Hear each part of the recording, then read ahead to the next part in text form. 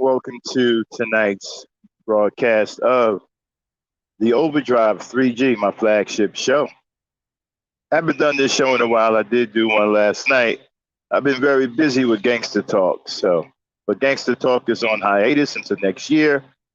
So now we are doing the O Drive. How's everybody doing? Thanks for showing up tonight.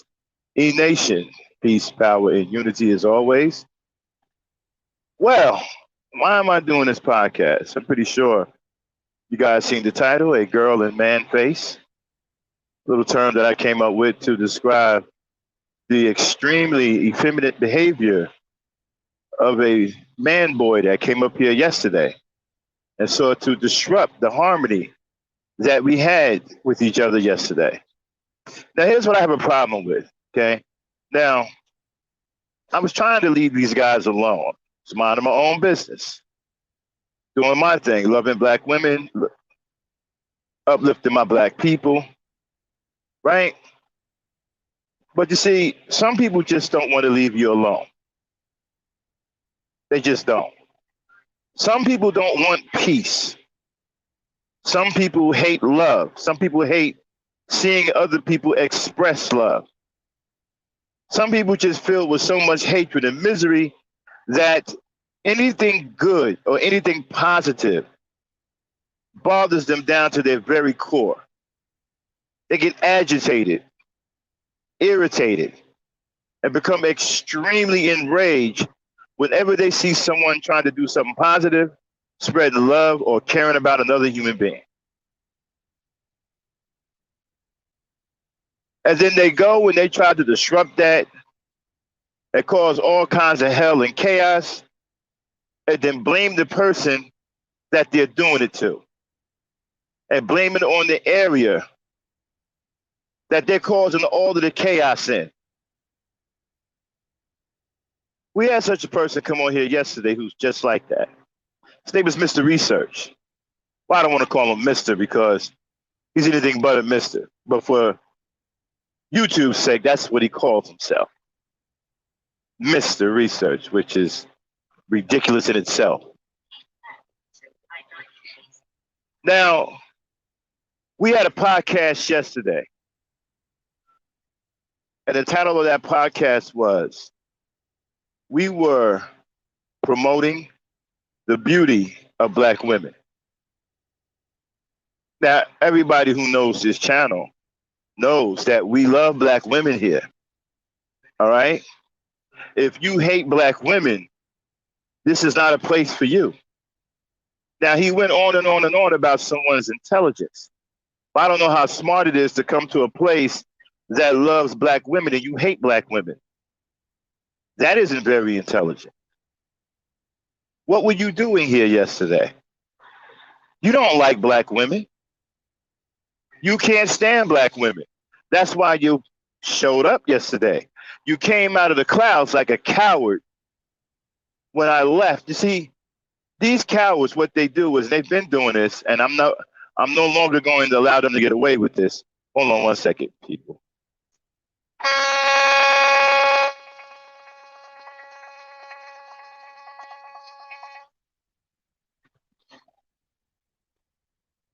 Oh, I have a situation I gotta deal with real quick.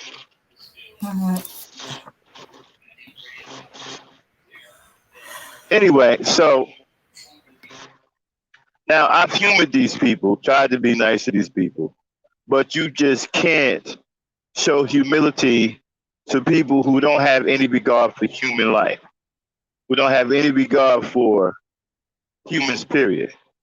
They're just a bunch of troglodytes, just a bunch of menacing little urchins and demons. So yesterday, we were doing a podcast where we were expressing the beauty of black women. And I talked about a few things about setting the standard of beauty for black women. And then here these cowards come. Every time we are trying to say something loving about black women or establishing something loving about black women, these cowards show up. Let me tell you what the coward did. He waited in the bushes. He waited in the bushes Now, you guys know me. I do my podcast. I come on, I do my rants. And then when I'm done, Dame will take over for a while, and then I'll go step down, and I'll do some other things, or I'll take a break, right? So this coward waited for that opportunity. When I stepped down and left Dame up there by herself, he thought that he can come up there and impose her will on her because she was alone. See, that's the mind of a stalker. That's the mind of a pedophile. That's the mind of a rapist. That's the mentality of a rapist, a pedophile, and a stalker. They wait for the women to be alone. They wait for the women to not be protected, or so he thought that she wasn't protected. See, because I came back up. See, I'm always watching. I don't leave the ladies of E Nation unprotected. Okay? He thought she was unprotected. But again, when you have the mind of a pedophile, you have the mind of a stalker, and the mind of a rapist, you see a woman alone, that's a soft target. You think that that is your opportunity to impose your will on this woman. And so he thought he was going to come up here and impose his will on a woman that he thought was unprotected, because he's a coward. He wasn't man enough to come up here while I was up here. He waited until I left. So then he comes up here. I'm listening. I realize what's about to happen, so I jump back on the panel. And of course, I stooped to his level. I got angry because I hate these dudes. These guys make me sick to my stomach because they're weak, they're effeminate, they're cowards, and they drive me insane. So I let my anger get the better of me, and I went back and forth with him, which is something that he wanted. Something I shouldn't have done. I should have just simply removed him from the panel because he's not worth any of our time. And he's a guy that has a worthless mind. His mind is worthless. There are no thoughts of value in his head. And so he's extremely emotional, like a female. There's nothing you can say to this guy. You can't conversate with this guy at all. He's extremely distraught emotionally. As soon as you say something that he doesn't like or he doesn't agree with, he becomes distraught. Like some kind of damsel in distress. Becomes distraught, becomes over the top emotional. Then he doesn't let you get a word in edgewise. He keeps talking over you. And he starts cursing and carrying on like a homosexual.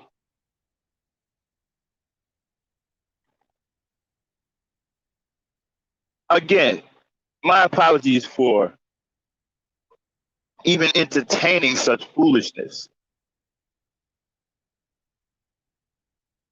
So going forward, we're not going to allow these guys in here anymore. Because I don't understand something. You don't like women. You can't stand black women. So what are you coming over here for? If we are all of these things, if I'm all of these things you say I am, if I'm dumb and stupid and all of this, then why come over here? You said that you only go to intellectual channels. So this must be one of the channels that you think are intellectual. Unless you don't understand what that term means. Because you were over here, and it wasn't your first time over here. And let's get to this so-called intellectualism of yours that you keep boasting about, Mr. Research. You see, no one is impressed with you doing research and regurgitating the thoughts and works of other people. You don't have any original thoughts of your own because you can't think for yourself. You're like a trained monkey. This is why you guys regurgitate statistics. You say whatever the white man wants you to say because you don't have a thought on your own. You're like a pet. You're like a trained pet. You can't think for yourself. So your master puts your thoughts, gives you your thoughts. And you come over here and try to disrupt an environment that's been created by a thinking man, a man who can think on his own feet, a man who thinks for himself, walks to the beat of his own drum, and does not spew white supremacist talking points. Like you mindless idiots, thinking that you sound smart when you're an absolute disgrace. But don't come over here anymore. I'm not going to be nice anymore. You heard that saying before, right? No more Mr. Nice Guy. You know, we had our little fun. I tried to give you guys a little leeway. But I see right now that that can't be done. You guys aren't interested in any kind of civil discourse. You want to be disruptive. You want to cause chaos. You want to spread hatred. You want to spew white supremacist talking points. That's all you want to do. Well, we aren't going for that over here. And stay the fuck from over here. You dumbass. We love black women over here. That's not something that you do, right? You don't love black women. You guys hate black women. You guys blame black women for everything. We don't do that here. Again, you dumbass. You're in the wrong place. Over here, we put the blame where it's supposed to be, on the man, because the man is the leader. That's where the blame is supposed to be. We don't allow the coward shit over here. You can't be a coward and come over here. We don't play those games. And we most certainly love our black women over here. I don't understand what the fuck you thought was going on. If you heard any of my podcasts before, you know that I really love black women. And the brothers over here love black women.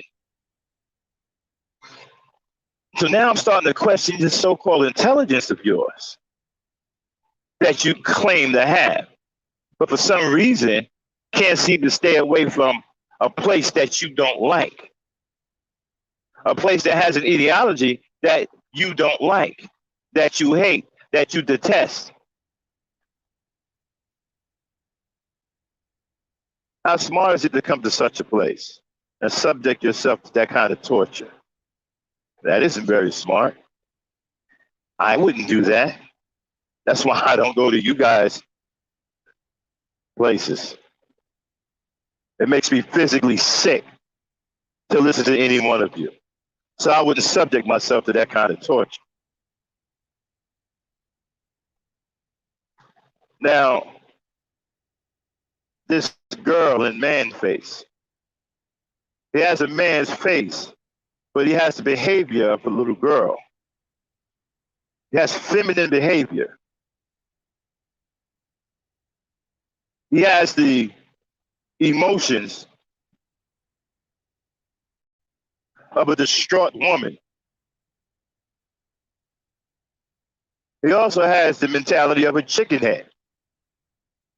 I mean, when this guy was talking, I just kept picturing a woman moving her head back and forth, you know, that chicken head thing?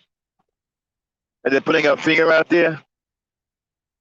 I just kept picturing that over and over in my mind when this guy was talking. And again, you can't say anything to this guy. There's nothing you can say that won't bring on this out of control emotion of his. He's truly a girl in man face. He's not a man at all. His mentality is that of a female pretending to be a male. That's why I call him a girl in man face.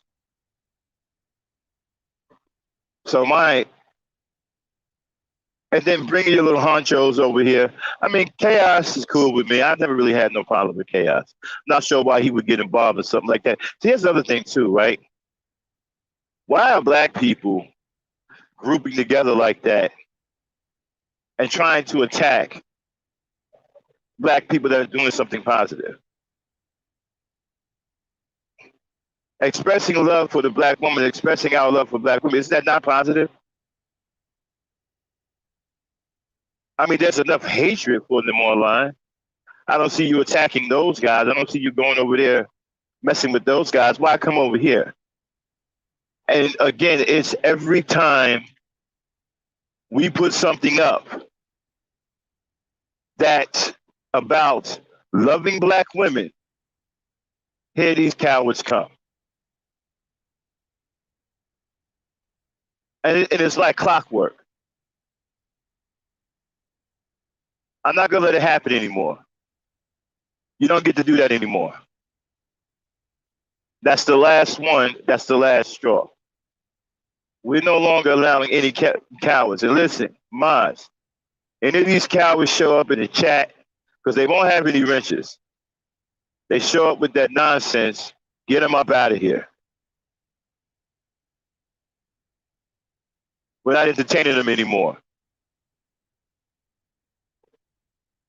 I got a real problem with your cowardly acts. If you came up here like a man, that would be one thing.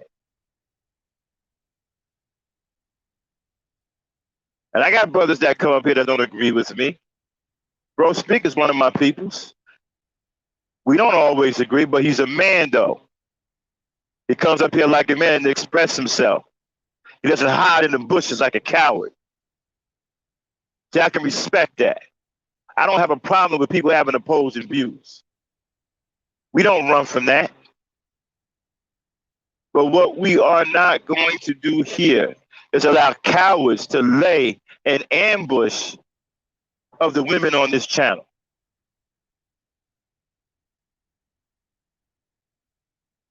Which is what he attempted to do last night. This isn't the first time he did this.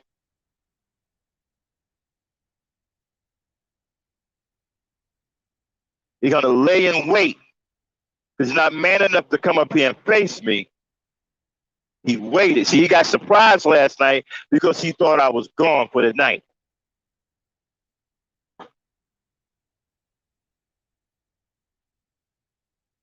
So he thought he was going to come up here and impose his will on a black woman that he thought was left unprotected. Nah, son, you got me fucked up. The women over here in this space are always protected. Even when I'm not here, the brothers in here will protect the women over here. So you got this environment fucked up. We ain't gonna never allow no cowards like you to come over here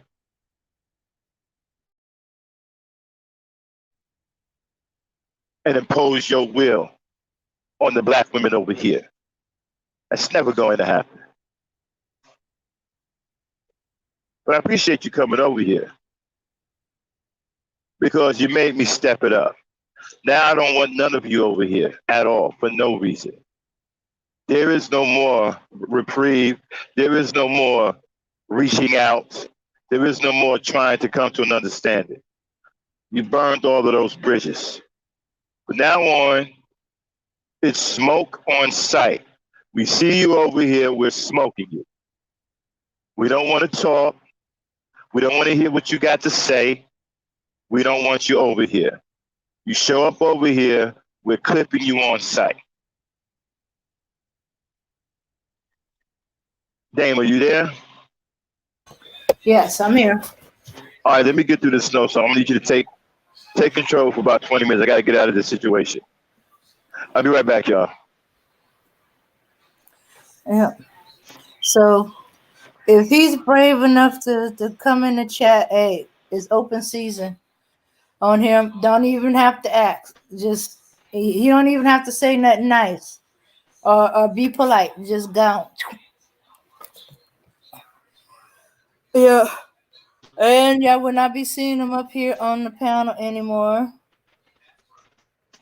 Yeah, he has, because his MO is to stay in the bushes, like I know you do, and wait till the link is dropped and hop on. You can hop on all you want. Not letting them in. So you might as well move along. Go mess with somebody in the manosphere. Go get your boxing match with a heavy hitter over there. They love going on against each other. You fit right in.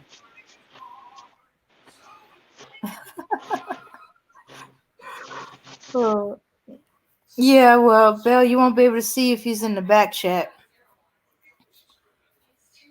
Yeah, but yeah. So he's like that. He's the sneaky one. He be in the bushes until the link comes down. Then he hurry up, click on the link, cause he know Auntie Hassan. There's a whole bunch of moderators that can't stand him. He be gone.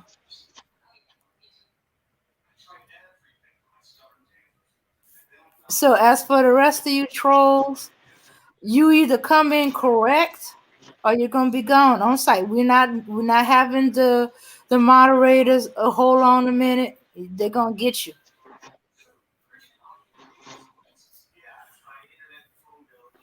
Oh, okay, you can't stand him, man. You're passive aggressive. Yeah, he's a little bit of a fence straddler from what I seen. That's why he'd be like, I'm not sissy Ben. Well, you have sissy Ben tendencies. If you walk like a duck, quack like a duck, well, you're a duck. You talk like a sissy Ben, you move like a sissy Ben, so you're a sissy Ben. You act like a manosphere, you hang with the manosphere. Hey, all the ducks flock together. You with the manosphere, no matter whether you are arguing with them or not. That don't mean anything. Manosphere argue with each other all the time. Sometimes for entertainment, go over there and see when they're gonna blow up at each other and start arguing. It could be kind of entertaining. Although they tend to dogpile on each other, so it's kind of weird.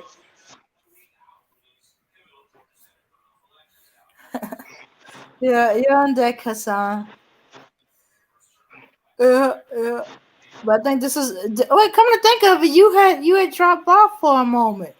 Let me see. You and Auntie had dropped off for a moment. Cause y'all even said, "Hey, I'll be right back. I'll be back in a few minutes." Dang, he timed it perfectly. He timed it when Max was gone, Auntie was gone, not Emmanuel, Hassan was gone.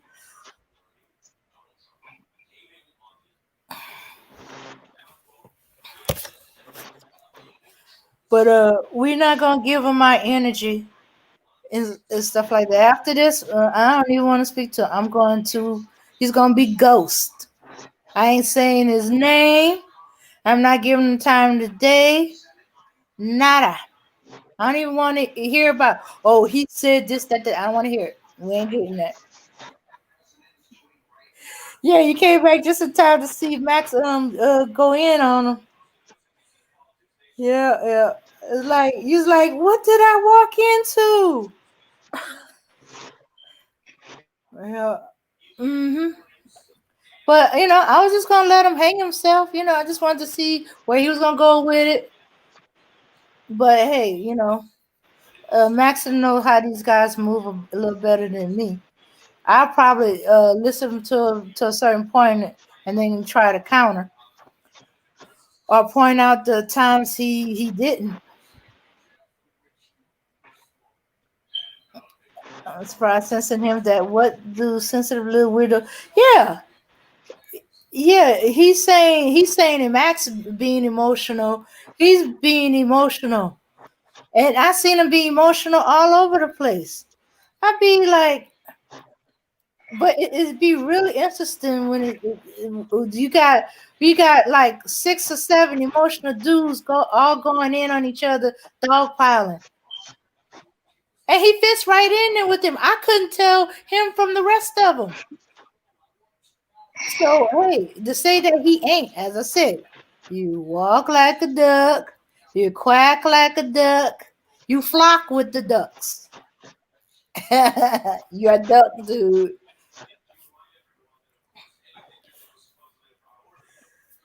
Yeah. So but as far as I'm concerned, he's just a click and view chaser.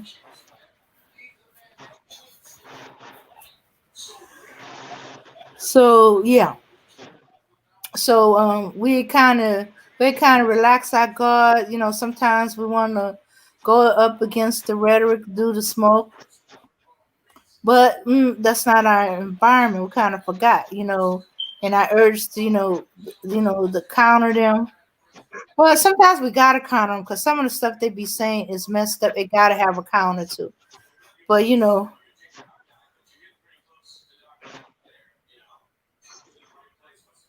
Mr. Reach around to grab what? Last time I heard something about somebody reaching around, they were grabbing privates. Oh, hey, Belle. Hey, what's up? Hey. Yeah. Anyway, as I was saying, we can counter them without, letting them up here. And he was going to try to change the narrative. Max said. My thing was to give him enough rope to hang himself, and then go in and counter. He keeps bringing up little boys. We're for all kids, but he used that as an excuse. Kids don't have to have a fight in adult heated discussion. So, Dane, hmm did he explain his reason for coming up there? What did he have a problem with? Just everything, anything that's about black women, or what? What's the problem? Um, he was making he was trying to say that he that that he was that he did promote. And what do you mean? How you promote? Black women's beauty? I said, well, first of all, you can stop putting these other women on a pedestal, make them like they better than we are, and you can stop going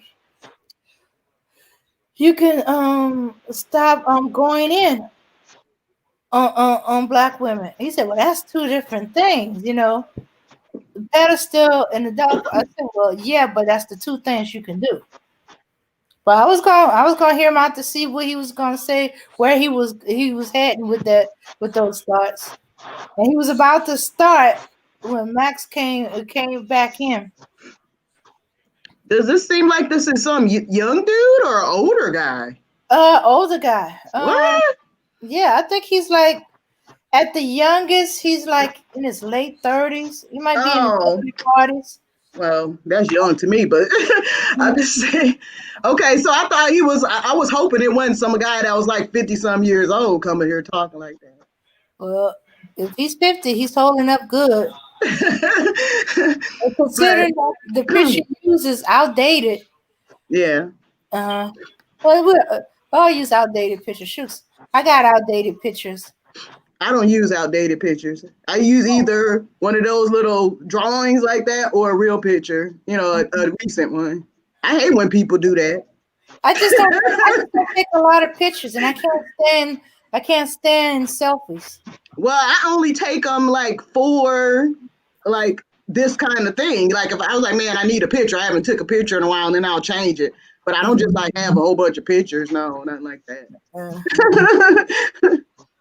I don't like taking pictures either. It take me forever to take one that I actually like. Oh, okay. Auntie said, I thought he said he was in his late 40s last time. Well, Oh Lord. So this is would that he ain't no spring chicken. yeah,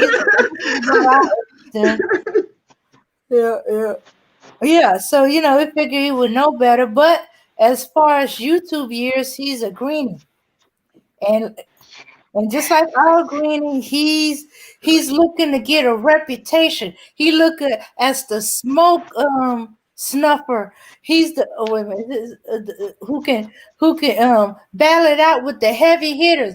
He's ready to go to do a heavyweight boxing match, and he's lightweight or bantamweight.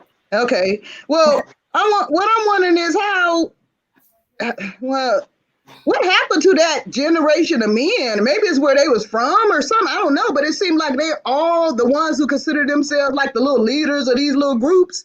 They be about late 40s, early 50s. We can do a damn profile on these niggas. I mean, because they be like the same thing, and they got all these things in common. Are they all just like that, or are they like that because they joined the little groups?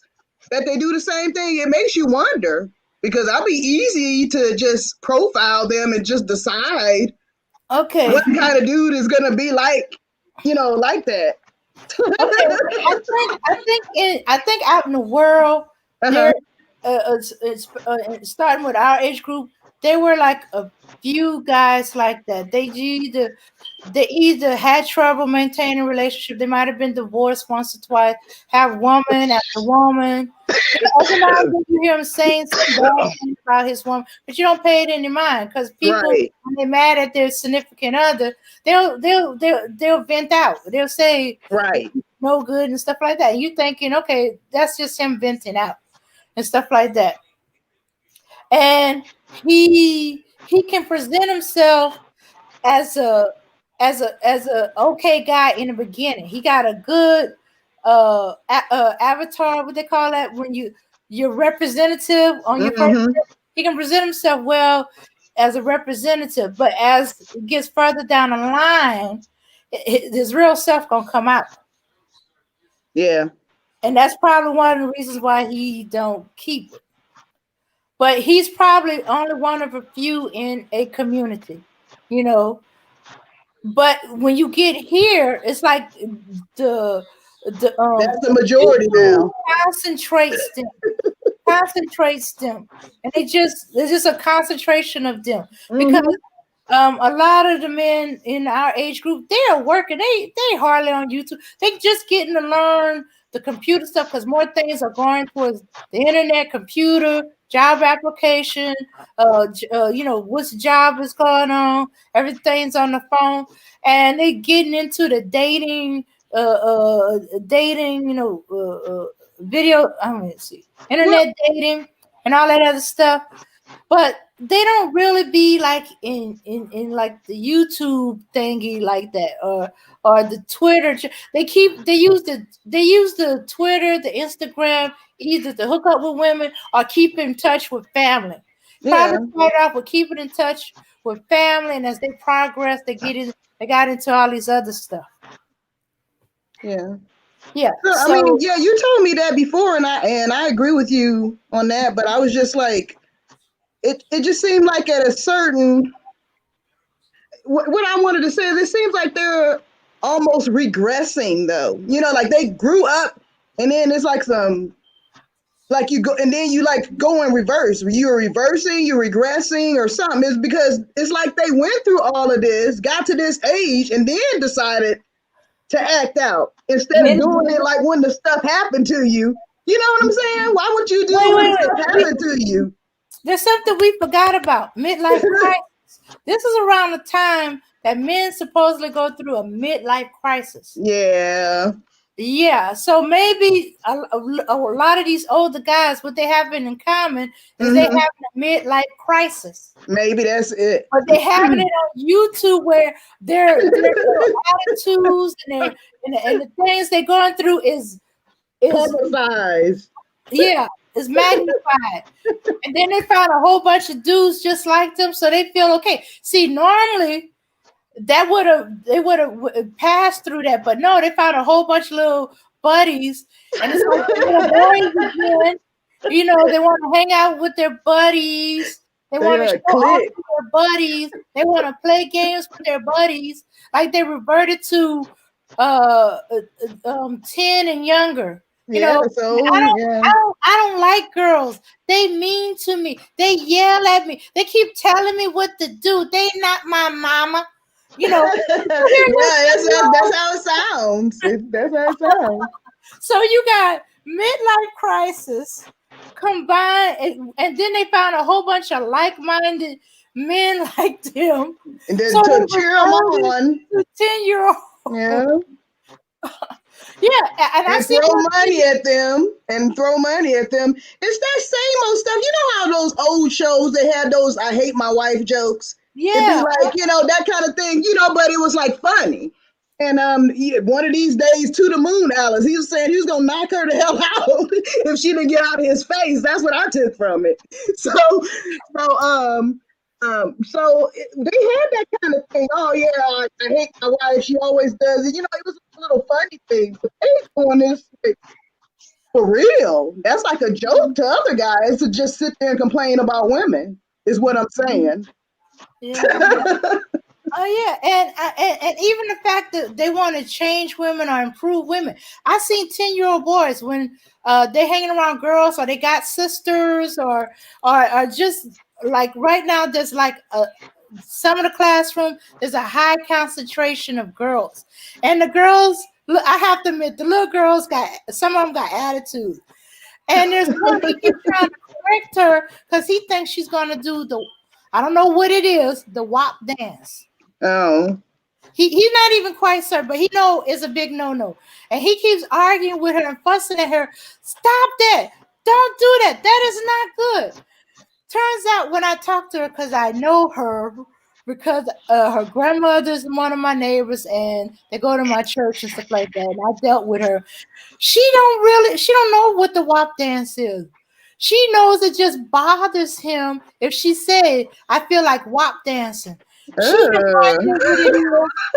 don't know how to do it. She just like agitating him and getting under his skin. And I'm like, boy, she don't know what the WAP dance. She ain't trying to do no WAP dance. She just like I don't even know what the WAP dance is. I've never seen that. And I don't want to see it. It's got to be pretty bad from what I've been hearing, though. Yeah,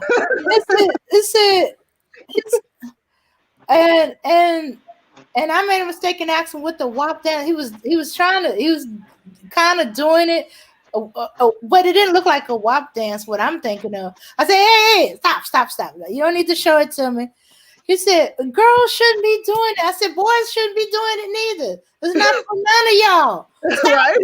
Definitely not boys. So, he said, I'm not doing it the way it's supposed to be. I'm kind of showing you what is. Stop. She's tricking you. She don't know what the WAP dance is. You start doing it, you're going to show her how. Two, she just like agitating you and tricking you into doing it when you try to show somebody what it is. Don't show nobody. You don't have to show nobody. Stop. I said, stop it. She's pulling. She's yanking your chain. Yeah. See, if when I was little, the kind of girl I used to annoy my mom too. And if I knew how to do a dance like that, I'll do it right in front of my mom just to make her just try to hit me or something. Yeah. And that's what he was doing. He had hit her on the arm. He just slapped on her arm. Stop that. Like he wanted to spank her, but since she is not one of his little sisters, he knew he couldn't smack her on the butt like he would his little sister. So he hit her on the arm. And I'm like, what the heck is going on? Why are you hitting on her? Yeah. Mm-hmm. Yeah. So, even that, some of it, sometimes we do need a smack on the behind or a smack on the arm. Hey, cut that out. You don't need to do that. That's not, that's not ladylike. You better than that. Don't need a smack on the butt. If it was in the kitchen or something, and my mom had a spoon, it was anything she got in her hand. So yeah. I wish it was a smack on the butt. Sometimes upside the head. Oh yeah. Like we're doing that, whatever part she get. Yeah. So they be. So to me, you got is a combo. You got midlife crisis, and then midlife crisis on YouTube with a whole bunch of other men who's going through the same thing. Ooh, just compounded, man. And so they become like a little boys club, and I mean really little boys club. I just 10-year-old. You know what it becomes like. Uh-huh. It becomes like it's even worse because you know how bees have that hive mind, like they can almost think as one. Mm-hmm. That's how it becomes. That's terrifying. I wouldn't want to meet none of these dudes on the street. I'm telling you, because we probably wouldn't recognize them because they would not be like this on the street. Yeah, but if they say that kind of stuff on YouTube, fairly anonymous. Besides the ones who get up on camera, then you don't know which dude is really taking that, internalizing that, and really want to act on it. Mm-hmm. Some woman reject him or don't want to talk to him. He decides he's just gonna do something to her right then and there. the way they talk on here. That's the problem too. That's what it seems like they're encouraging men to do a lot of times. Yeah. So I mean, that's what makes them so dangerous. Yes, they are dangerous. The younger boys, they don't have no consciousness of the future, or you know that this could be wrong, or this because this is a grown man that he could be wrong. Yeah, you don't know what he's talking about, and they'll act on it. And then just the dumb older ones too. They just, I mean, you got to put them in there too. It's some just dumb and older, and they just followers. Yeah, like that, you know. So yeah, they like to be part of something. It's just always the wrong something. Yeah. Got people like that.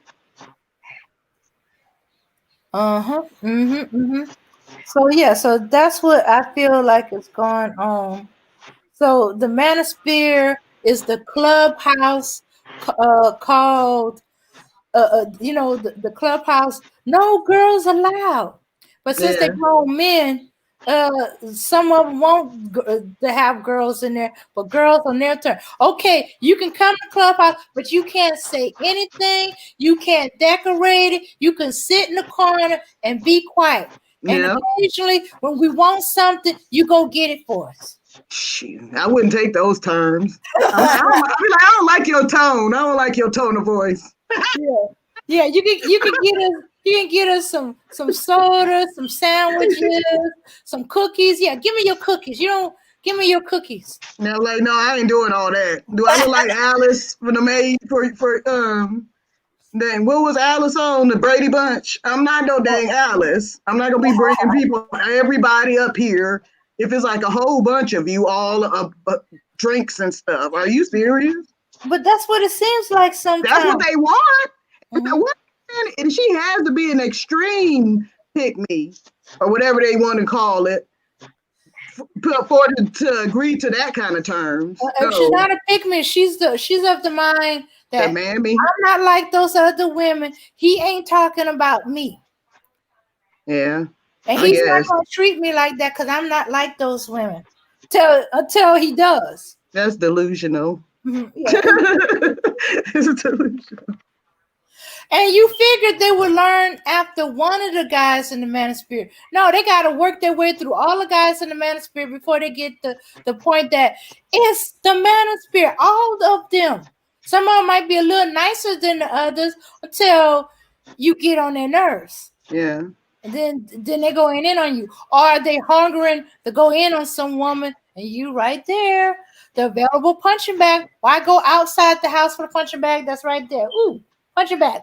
But all those kinds of, any kind of, they'll tell you that any kind of crimes that men would commit against women or whatever, it's not usually about, a lot of times about the act itself, it's about control. Mm-hmm. So you have to, I guess, come to the conclusion that they feel like they don't have complete control over their lives, so they got to control somebody. They want to control somebody else's.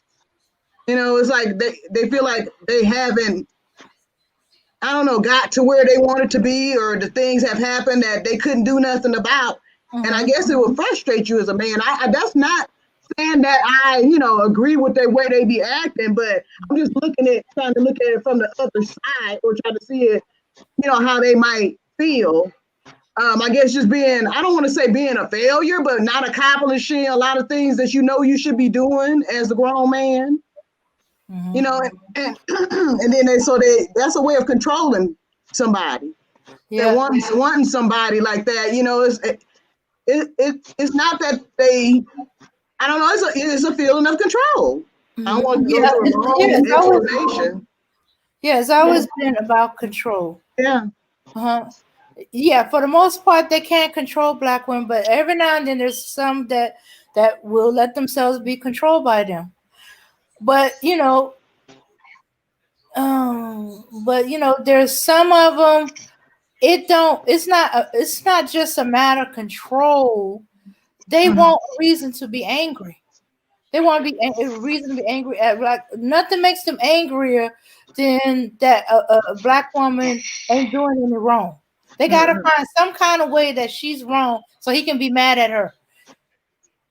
No, these kind of dudes that feel a certain way about themselves, they just use a black woman as a scapegoat. It's not about us either. Like I said, it's just wanting to be not at the bottom. You know, they want to make somebody lower than them. You know what I'm saying? Oh, okay. So to be able to demean you like that, make you do all that stuff, run around, do this, oh, here, honey, and be like, look what I got her doing. You know, they don't really care about you. They just want to be able to control somebody. Just be the puppet master. You know, I just think that some people are just like that. I don't know. I think men and women. I know it's women like that as well. But you know what I'm saying. So yeah, I do. Yeah. Just to see just to see her do this stuff, it gives him like some kind of thrill, or like he's a king. You're on top. When you don't feel that way in other areas of your life. That's what I'm saying. So. Yeah. I mean, I can understand it, but it's still not the right to act out that way. Mm-hmm. You gotta control yourself like normal people do. Yeah, exactly. And I think they also, for some reason, think that women got it easy. Everything is for the black woman. She got all this, and she's saying she don't need no man. I was like, I don't know how y'all do something that a woman says when she's angry, or she could do it all by herself. She don't need a man. She don't really mean she don't need a man. She just mad at that man right there, and she don't need him. Yeah, but them hearing one woman say it or 1,000 women saying it, if it's like a bunch of feminist women and they going out chanting, "We hate men, we don't need men," okay, that's them. But that group of feminists don't represent all black women, and that's what they making it out to be. Like every single one of us is a feminist, because they just say it like in a blanket. All black women are feminists, so yeah. like what? When did this happen? I never been to a rally or nothing. I didn't get invited to nothing. Yeah, not have told me. Yeah, just the fact that we female, we somehow feminists. No, because we're black females. Because they think all black females are feminists. That's what I've heard that. Oh my goodness. Yes, they believe that. I'm like, they saying it like just like a blanket. Well, how black women are. They don't try to qualify like other people say, oh, well, not all. They don't say that. They just be like, yeah, well, black women are. It's just like, it's a fact. I'm like, I'm sorry, I missed this memo. I didn't get this one. Yeah, shoots. But yeah, that's how they make it. So they just try to this way to kind of brush you aside. Oh, well, y'all just feminists anyway. Mm-hmm. Black women are feminists anyway. Are y'all using feminist talking point? No, wasn't using no feminist talking point. That means it ain't feminist. It's just female, It's a way to shut you down and keep you from saying what you're saying. Whatever you're saying, they just want to try to interrupt and just to keep you from, getting out your point. Mm-hmm. That's a tactic these dummies use. Yeah. Nika's like, it's usually said because the woman is doing so much on her own anyway. Doesn't mean she doesn't want a man. Exactly. Don't blame me. And they know that. But that's like the way to shut a woman down. That's the way to try to shut her up. Like calling her a feminist. Because every woman ain't cool with that, and they know that. Not with all the feminist leanings, equality, of course, and not having to accept beatings by our husbands and stuff. That's a good thing about feminism. There's a couple good qualities in there, but I'm not gonna say I would be an all-out one, because there's a lot of things I don't agree with. Basic stuff, it's just being wanting to be treated fair as a person, treated like a human being. Yeah, I want equal pay for equal work. Exactly. If me and the man doing the same job, I want to get the same salary as the man. Same job, same experience. I want the same pay. That's all. That's all I want. That's just fair. It's just fair. Yeah. And all that other stuff. Okay, can y'all hear me? Yeah. Oh, yeah. Hey, you back. Hey, Belle. Hey. What's We just going up on? here. I remember what the topic was. Oh, you're talking about the little girl. The girl in man face. In man face. Yeah. Oh. Yeah, what happened was, let me tell you what happened, right? So what happened was we was promoting the beauty of black women yesterday, right? Uh-huh. Now I gave all these examples how other races of men promote the beauty of their women. I mean, they got their women on everything. Right. Okay, they're on publications, they're on commercials. I mean, they use their women to promote everything. So you see the Asian woman all over Asia. Okay, Yeah. you see the white woman all over America, right? You see the Latino woman all over wherever Latinos are, right? So, Yeah. but when you come down to the black woman, you don't necessarily see that because a lot of black men don't promote the beauty of black women, especially a lot of black business owners. They don't. You don't see them using the black woman, right, to promote their Well, they products. trying to do it now, I noticed. Right. And then you see other men exploiting that, okay, because there's a gap there.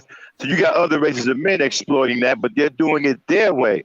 They're taking the black woman and promoting her beauty, but they're promoting it in their way. They're promoting it with them.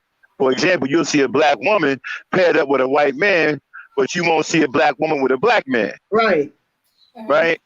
Yeah. If the Latino man, he's going to take the same example and pair the black woman up with a Latino man. Yeah. Right? And so I'm trying to tell these niggas, by you not setting the standard of beauty for your women, and by you not promoting the beauty of your women, these other races of men are stealing the loyalty of your women from you. They showing you right there. If you see that on the commercial, it's like predicted. They like, we showing you what's going to happen, but y'all too dumb to see it.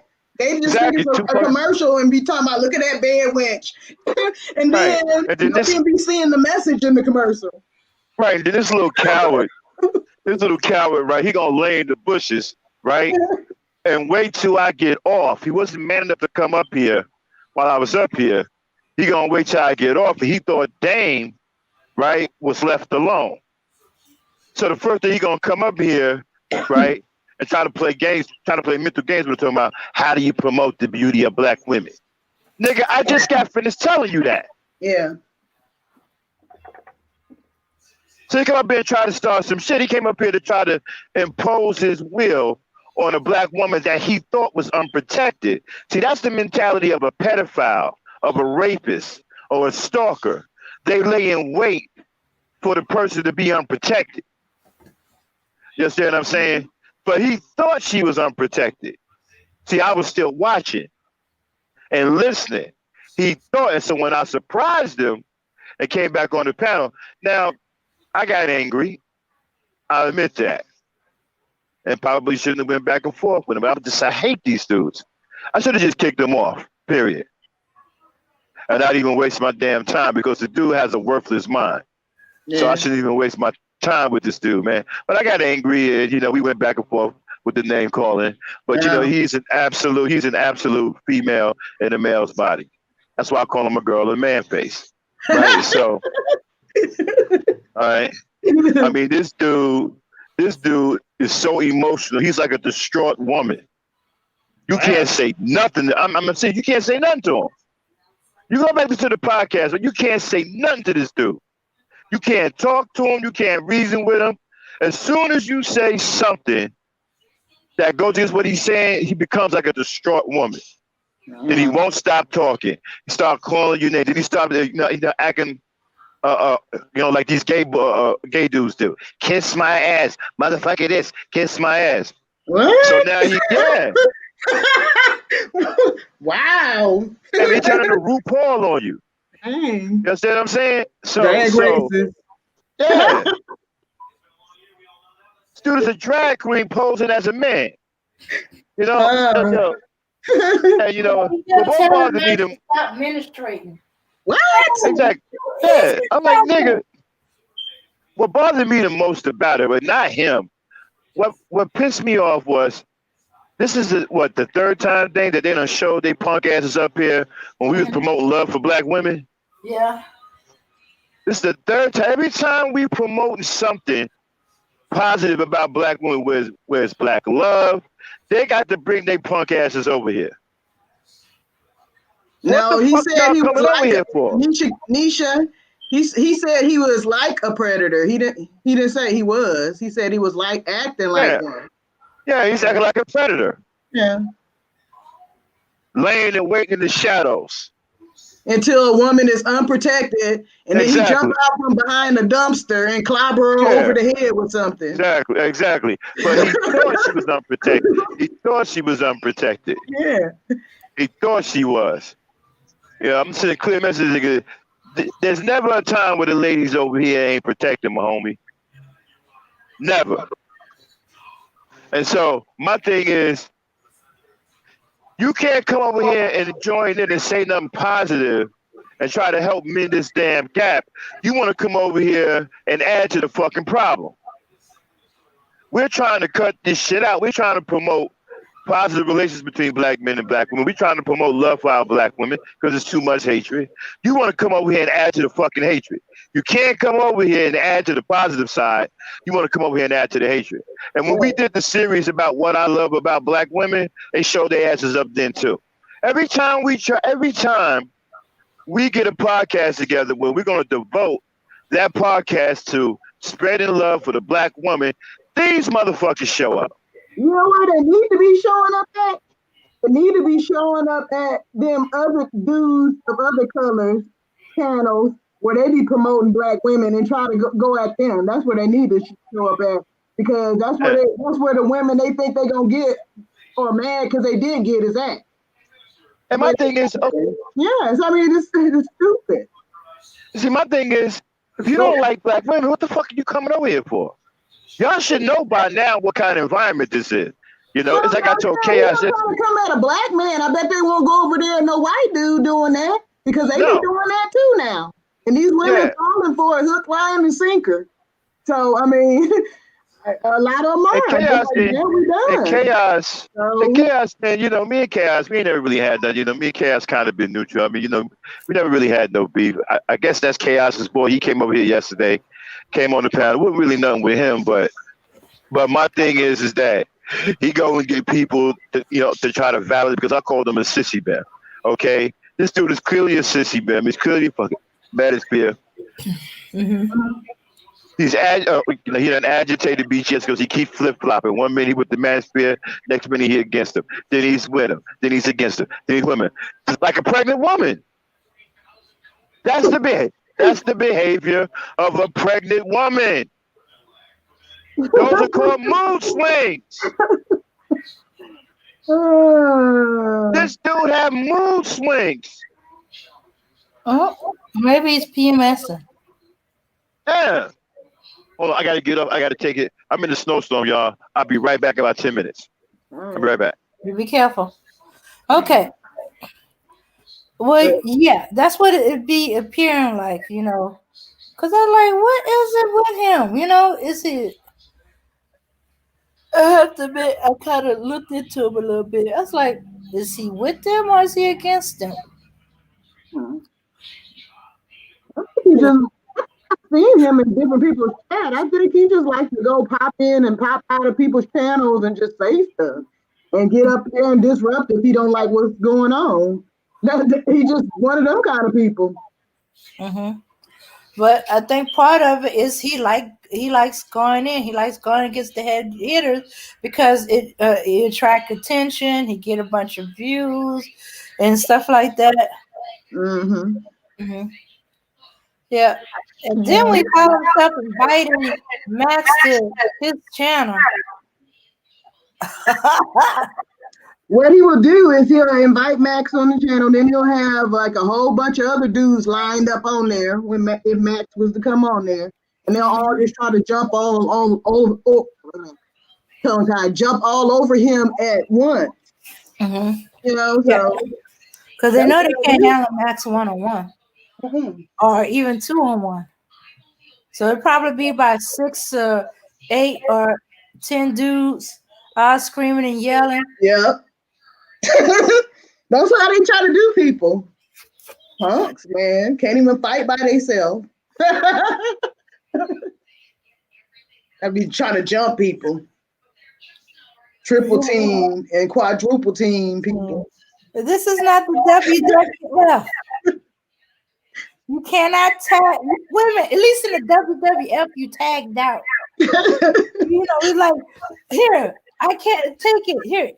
Yeah, but they don't go at once. They don't like they give the other chance and that. They just be all at once on somebody. That's what they do. Just by drown you out. Yeah.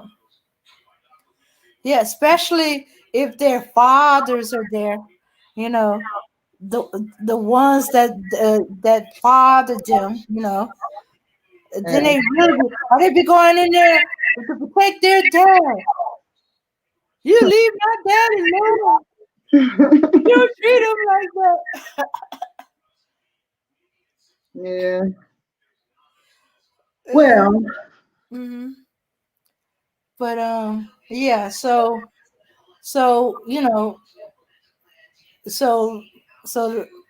he's gonna be clipped on site if he does his little thing. And let me see, like say I'm gonna put the link in now. If he jump his happy behind on there, he's gonna stay in the back.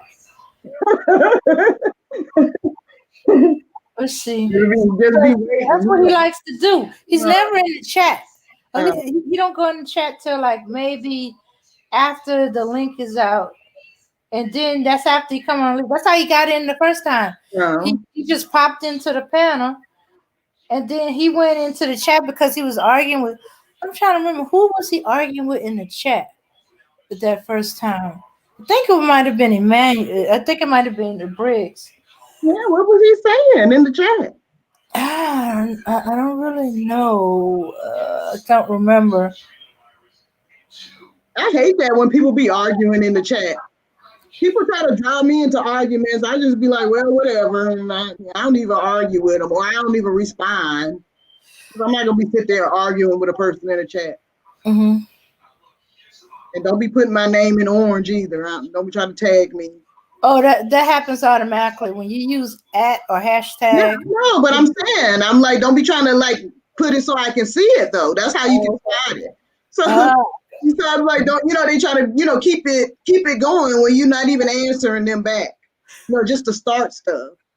Oh yeah, because I remember quite a few people be like, "Don't you be oranging me or yellowing me or purple?" Yeah, I hate that when they be trying to send me a direct message back to me and not just putting it in the chat.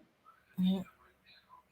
And then start writing. They go in there to debate you into little text chat arguments. I be on my phone most of the time, and I can't type fast on it or text fast, and so I just be like, whatever. I'm on my computer right now, but like I'm usually on my phone, so I'm not gonna be typing all that stuff on the cell phone. Yeah, like Max like to say, stop writing books in the chat. What'd you say? Oh, I didn't even hear him. I saw him come up. What'd you say? Before that there was something Max. I said I'm guilty of writing books in the chat, but it'd be frustrating because I don't get enough characters. One time I typed out the whole thing, and I cut it where the cutoff was, and I just copy and paste the rest of it. That's what caught Max's attention because I had written like 3 books. Dang. And what I did was I cut it off where the limit was, and I cut it, and then I copied and pasted the rest of it. So it's like 3 books right behind each other. And I was like, who's there writing books in my chat? Oh, like that. People can't talk. You just hogging up all of the chat. Well, I've done that quite a few times. In fact, a few YouTubers say, "Hey, stop writing books in my chat. Say something." So let me get this straight, then. Uh-huh. You are not only long-winded and talking, but you long-winded and typing too. Yeah. If it wasn't for autocorrect, my phone would be atrocious. Because sometimes, in fact, it's still missing words because my thoughts are moving faster than my typing. So there'd be something. Wait. I think she meant something here because my thoughts were moving faster. Yeah. Actually, I'm kind of rusty. I used to be. Now I'm kind of rusty. It's because I've been on the panel so much. Yeah. I guess I'm gonna have to go into other people's thing. But shoot, I don't even bother. When I go to other people's channel, I just be listening in the clouds. Yeah. Occasionally, I'll say hi to somebody. But if I don't feel like I'm just gonna watch. But you be typing that much in a text message. You know what I be feeling? If you gotta type all of that, you might as well just call me because I'm not gonna be typing back and forth. I'll stop after your first paragraph. Well, part of the reason is I'm secretary to so many things in my church. I'm secretary of Sunday school. There's got all this information I got to see now, especially now that we're doing Sunday school conference call. So I got to send out information. On your phone? On my phone. Yeah. Wow. I'm gonna be doing all of that. That's too much. and then I schedule these things. But anyway. Oof. And for our youth ministry, I'm secretary of that. But luckily, we got the Remind app, so I don't have to do all that typing on my phone. But I was, my shooks. Man, that's a lot of typing. I still can't even barely text very well. Just regular text. And then people be putting a whole bunch of emojis. If I'm on a computer, I can do it. And type real fast. I type at least 75 words a minute. So and I told them, "You sure y'all want me to be the secretary?" Because one of the first things I did as secretary, our church had went through renovation. It was the grand opening of the new church, and so the kids was on program. They had a special song. They had to be there early to make sure all of them in there because they didn't want the program disrupted by kids all of a sudden walking through to try to get to the choir stand. So it's like make it there for 7:15. So I did a wake up text. We're letting out people respond to the chiming of their texts, at least in my group, than they do to a phone call. You can call them, just sleep through. But let that text alert goes off. So I was like, wakey, eggs and bacon. And I mean, I started like 5 o'clock in the morning. Every hour, I was sending them a text, and I set that all off, and I schedule it. And you know what's even bad? Because I schedule all these wake up texts, I didn't have to wake up and do the text. I was still sleeping while my text was going out, waking up everybody. I got there just everything. No. I got there in time, but I woke up like 15 minutes before I was supposed to be there for us to walk in. And just about everybody was there, and here I come. Hey, we thought you was here already. No, good because you ain't getting text all night. That's crazy. Some people loved it. Other people was like, God dang it, stop it with all them texts. Why one was enough? I said, oh, so you was up at 5 o'clock? No, I rolled over and went back to sleep. That's why the second one. Okay, I understand about the second one, but what about the third one? In case you woke up at the last minute. 7 o'clock one was, you got 15 minutes to get to the church. Run! I had all kind of little goofy things that I was saying, like I was clocking down. That last hour, I was like, you got 1 hour to get to church. Then you got 45 minutes to get to church. You got 30 minutes to get to church. You got 15 minutes to get to church. Are you at the door yet? Run! Some of them thought it was hilarious. The ones that took the time to read it, the rest of them, they were reading it like after church. They just saw it, and they just saw like the first couple of lines. Wakey, wakey, eggs, wakey. Oh, it's 5 o'clock in the morning. Half of them went to sleep. The ones that have a lot of kids, 3, 4, 5 kids, and the early birds. And the early birds, they like to be up early in the morning. I mean, they were cool with it. They thought it was hilarious. One of them said, no. She said, I didn't like it. I was mad at first, but I realized, wait a minute. I need all this time to get the kids ready, get me ready, because we all got to be there at the same time. So she's like, I was thankful. She said, but I admit, that 5 o'clock in the morning, I was cursing your behind out.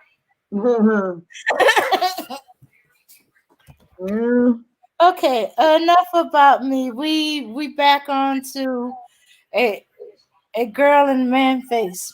So, but unfortunately, a lot of these dudes are acting feminine. I mean, okay, I know some men are emotional, but they don't argue with. I've never seen men argue with each other like that. Where it sounded like if the voices weren't the way they were, and you close your eyes, you swear there's a bunch of women fighting. With all the calling each other out, and then it don't help. It be sound like a bunch of women fighting before they come to blows. Yeah. I never watched those guys' channels like that. I might go to somebody's channel that's reviewing the stream, and I might see like little clips about it, or whatever. But I never would just go there and seek them out. Even if I see those people that I don't know come up in my recommendations like that, I just don't recommend this channel because I heard in the beginning. I know in the beginning I didn't know who they were. And actually, when it's one-on-one, actually, I kind of like it when men fight when it's one-on-one and they're not getting all into these feelings.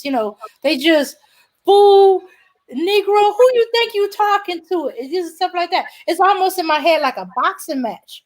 Now, when I came into, I was running into these type of arguments with men, where they like one-on-one, or be 2 against 2, or they be like they tag teaming and stuff like that. Tag and one come in, and then one go out, another one come in. And it was like that. So it was kind of interesting. Yeah. Not to mention, in my head, it was like a boxing match. I would just close my eye and listen, and I'd be seeing a boxing match in my head or a wrestling match in my head. But as the year went further and further along, I start seeing these sissified guys that just be screaming and howling and they sound like women, and they don't like one-on-one. You mean They all pile on each other, like almost like a cat fight, but like a male cats. Yeah. It'd be like, what the hell? You don't expect that from a woman. I would never watch that like that. Expect more like whoo, whoo, whoo, whoo. And then the other time, whoo, whoo, whoo, whoo. And then the growling and whoo, whoo, whoo. But no, this is wow.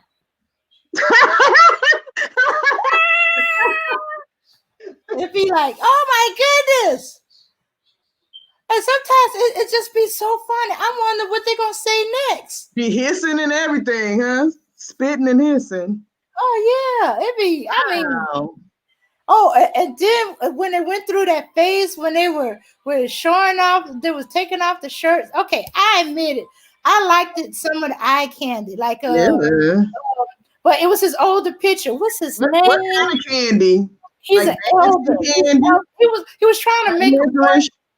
He was trying to make a point to these guys that women like men that in shape. You want to attract a woman, you got to be in reasonable physical shape. You can't be no Jabba the Hutt. He said, and it's like you don't know what you're talking about. Now this is an elder. What is his name? Dang it, Jay something. Dang it, I can't. I'm trying to remember. It was Jay something. I'm trying to remember. So but I didn't know it was an older picture. I never seen a picture of him before, So he has this picture when he was playing baseball, and he has a shirt off, and I was like, "Ooh, who's the naked guy on the panel?" That was my reaction because it looked good. I have to admit, it looked good.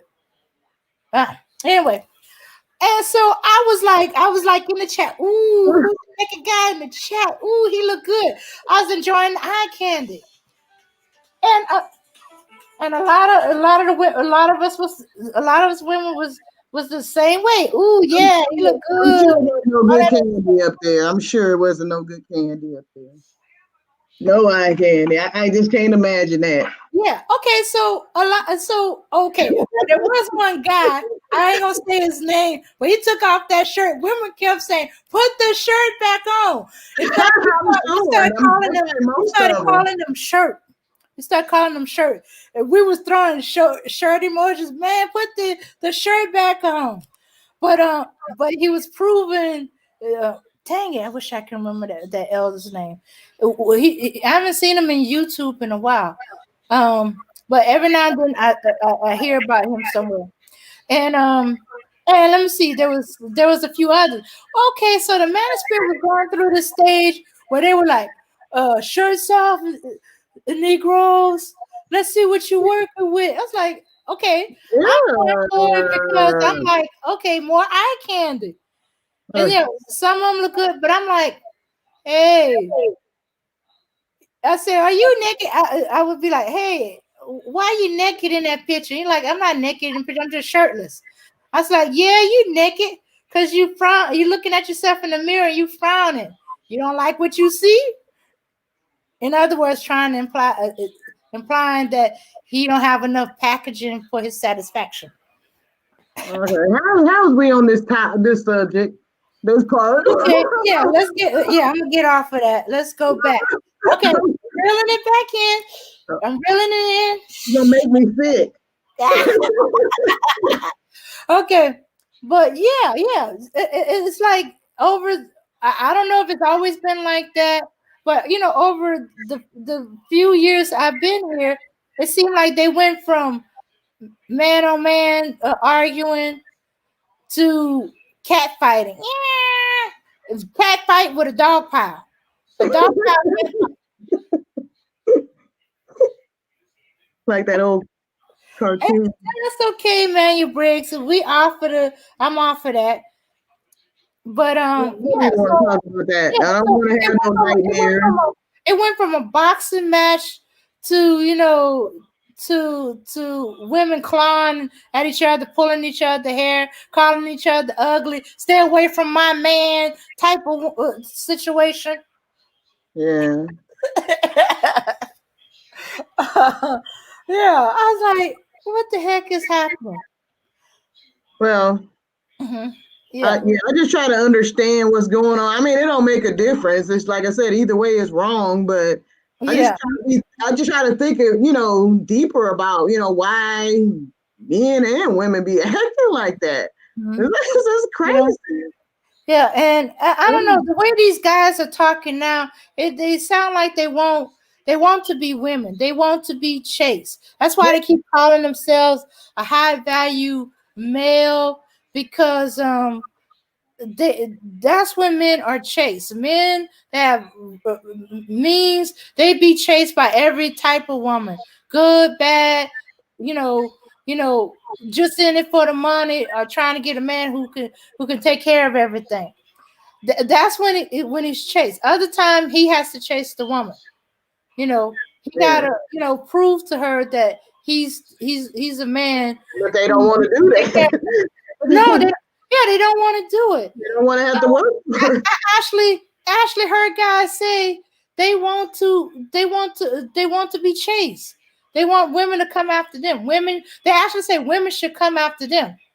like, what kind of dudes are these? I'm used to guys who actually do want to chase the woman. You They gotta don't be worse. Hey, what if you, like you already said, if you ain't got somebody with a lot of money, or you extremely handsome, like really good looking guys don't, women can't lie. They're gonna go after a real good looking dude too. Sometimes women will chase them even if they don't have a lot of money. Yeah. But it's, you gotta have something worth chasing. You ain't gonna just get chased for no reason. I mean, And the only time an ugly dude gets chased if he got a nice body and he's showing how strong he is and all that other stuff. That I've seen a body supersede the face. For some women, that must have been some good body. I'm just saying, I ain't never seen that. That's what. Yeah, so that's what. Dang, I saw some ugly faces. I don't think I want to see the rest of them after seeing their face. All right, you have to have a really good person, or you have to have a really good personality, not just charming, but you're a person. You're a good person. And not just charm, because charm after a while you'll see through charm. But you got to be a good person, all around person. And after a while, the woman don't see the face anymore. She sees the man. He's a good person. To a degree. People right, take care of things. To a degree, but you can't just be looking completely horrible, just like You gotta be trying to, and just like not trying to do nothing with yourself. You can't be completely terrible because I don't care how nice you are. If you just don't take care of yourself and don't think you got to do nothing, you can see people are still that way. They're very lazy, but they ain't the nicest people ever. But they don't want to do that. I know people like this. It's like you're not gonna keep nobody like that. That's the thing. Nobody wants that either. So you might be a nice, good person. You might click, but it's like, man, it's just you're lazy. Yeah, and not trying to do anything with yourself. Mm-hmm. So you got to choose one or the other. Do you want security and being able to have somebody dependable, or do you just want to I don't know. You want to possibly lose that just dealing with this person, Mm-hmm. Yeah. So I think that's another thing. There's a bunch of guys that just are lazy. Not just that they want to be chased. They want to be chased because they too lazy to go after the woman they want. They're too lazy to go up and talk to her. They think they just gotta be there and she comes running to them. Dude, gotta talk to her. Well, if that's the case, and you mean like physically lazy, like just don't actually want to move? Okay. Oh, that's what. Those that's physically lazy, they don't bad. We just don't want to get up off of a bar stool or something and go say, "Hey, ladies, how y'all doing?" Yeah, you're lazy. You could have had a date and that was the love of your life, but you just didn't want to get up off the bar stool. A true lazy dude, he ain't gonna even get out of the house. No, I mean, this is a guy that don't want to, who don't try to put any effort into going after the woman. They think that if they say, "Hi, my name is so-so," that's it. And then, okay, what's next? Hi, my name is Dame. And then what you gonna do from there? Or I'll be like, "Hello, how you doing?" Yeah. Exactly, highly favored. That's suspect. I bet they will chase another dude. They gonna lay there and let the other dude chase them. It's like, "Oh, you such a good looking man. You so nice and soft. I want you to be my man. I want to be your man." They'd be like, "Okay, I give up. This is the only way I'm gonna get in it." Huh? Okay, here I'm laying here. Take it. What you mean I gotta roll over? Okay, that's a lot Too of much work detail. to roll over. That's a lot of detail for this story.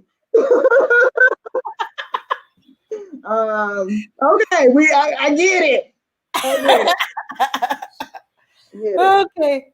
All right. Okay. Enough about those with the And what's your next point though? What's another thing you said you noticed though? Oh. Okay. Okay. Okay. Somehow women is at fault for everything. Okay. Is her fault. Now this really twists me up. Okay. First, is her fault that black women, there's a high abortion rate among black people. It's the black woman's fault. Yet, if she keeps the child, she's pressing child support on me. It's her fault. I ain't want the child. She chose to keep it. Dude, do you want her to abort the child? Do you want her to keep it? So if she aborts the child, she's a horrible woman, not fit to be a mother, and all that other stuff.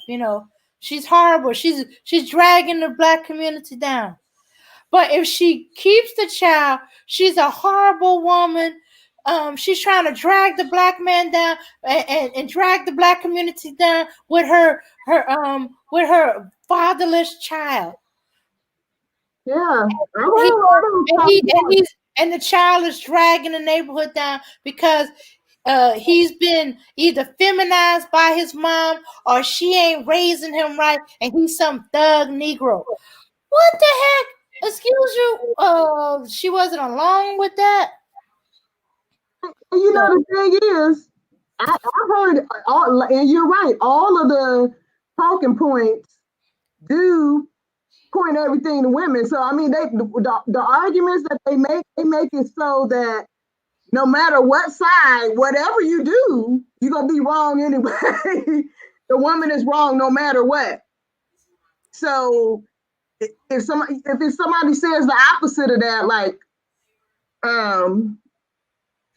say it was the opposite and women were, I can't think of a good analogy, but or whatever. I don't want to go into a long one, but it's like I lost my thought. Mm-hmm. Sorry. Okay. They so twisted. They want to go back and change history. I couldn't believe it when one of them said that it's black women's fault that slavery lasted for 400 years. Slavery existed because of black women. Well, What? yeah, I've heard that. I've heard all of that. But what I'm saying is, what I was trying to say is like if you say something like the example you use, that about the abortion thing or whatever, so whatever decision that black woman makes to them is always wrong. She did wrong no matter what. Whether she decides to keep her baby and then, she's trying to hurt him. If she decides to give it up or, have a abortion or something, that she's a bad person for doing that. So they make it like you can't win for losing. I mean, it's like whatever you do is going to be wrong. Mm-hmm. Yeah, and then when you pointed out that she didn't make the baby alone, I couldn't believe it. I'm never letting him forget it neither. I don't have to say his name. Anybody that was there or heard about it know who he is. But he said, I wasn't trying to have no kid. She didn't make me put a condom on. And we're like, what? Wait. Did you say she didn't make you? Yes, right. She didn't make me put a condom on. I said, dude, did you get the sex education lesson from your mom or your dad? You supposed to put the condom on. You supposed to use it at all times, no matter what she's using. I said, did you get that speech? I was there for mine, my uncles. Shoots. Even my grandfather, who didn't wasn't a big thing about it. He was like, hey, don't forget to put your raincoat and don't bring no kids home. It wasn't much, but he did say pretty much use a condom. I think Max Oh came back. no. But because he's been living with this woman and she's on birth control, he decided he's not going to have to wear condoms. And the doctor took her off the birth control for a while because of some side effects she had with it. Yes, that's a problem with birth control. You Bush people, birth control do not agree with every woman or doesn't work with every woman. That's why they got to constantly tweak it. Or anything can throw it off and stuff like that. So it's And not necessarily because they make it like, oh well, she said she was on birth control, she lied just so she can get a baby and get child support out of me and all that stuff. That's how they just make it yeah, seem. so he gave that speech. You don't leave it up to the woman. You don't trust the woman. I even had men say you don't trust the woman to keep you from having a child. She's biologically programmed to want to have kids. So even if she don't want it at the moment, further down the line, she's gonna want kids. So since you don't want kids, you do everything on your part to keep from having kids. You don't trust her. You don't trust her with your condom. You get your own condom. You put it on yourself. Even though it was in a negative for black women that you can't trust them, the responsibility was still on the man. You use the condom. You buy the condom. You put on the condom. You make sure you take it off and get rid of it and do whatever it is you got to do. All that. It was in a negative. It was negative towards black women, but hey, the point was you're responsible to prevent you from having a child. Right, since you don't want them so bad. Yeah, shoots. Even one of my older cousins, I think I'm kind of like an uncle. He even told my uncles, who they're a little older than me, but they're younger, told them, look, a woman is biologically programmed to want to have kids. So she may not want kids at that moment, but every year that clock is ticking, every second, and some can change her mind. Yeah. And if you leave an opening for an opportunity for her to have a kid, she might take it, especially if you look like you're a good man, you're responsible, you love kids, and you take care of things. And they be wrong so often. That's in their mind. That's the formula for a good father. Yeah. You know. That's what she's thinking. Yeah, that's what she's Until thinking. he find out, oh, she don't got pregnant on purpose just to try to get me. So he was telling my uncle, it's your responsibility. I don't care what she said, what she does. If you didn't protect yourself, it's all on you. You slept with her. Did you sleep with her? Yes. Did you put a condom on? Yes or no? Yeah, no, it's your responsibility. You put it on. Did you check it out to make sure that it was okay, or was it from her stash, or did you put it where she can get access to it? Well, that just shows you they obviously didn't have a good father figure or a grandfather, somebody around. Or even older cousins or uncles. Well, maybe they didn't have those people they could trust to talk to. Might have been scared of some of them. They might have been older. A lot of things. And boys just, if they don't have their dad there, which, let's face it, a lot of them didn't. They grew up in, the 80s, early 90s and stuff, didn't have no dad there. So they didn't really talk to nobody about this kind of stuff. I mean, that might sound like it's giving an excuse, but I can see how some of them just didn't have a good person to, keep on them about this stuff. Like you saying that's being done. Okay, or they might have a father, but they might have a father that did threw him a condom and said, hey, put this on before you have sex, or make sure you wear a condom, or make sure you put the raincoat on. But didn't go into any more details than that. Make sure you put the raincoat on and don't bring home any baby. That's it. That's all he did. My grandfather, that's all he did. My mom expanded several, well, in my case, great uncles for my uncles and older cousins that were uncle-ish. you know, expanded on it. But he didn't just do it for them. He aimed it towards me too. So I know it. I've heard it. I know the speech that are given to young boys, young men about sex. Well, they obviously didn't get that speech in their family. They didn't get that speech then, or they just ignored it. That's why I was like, oh no. I said, oh, you didn't.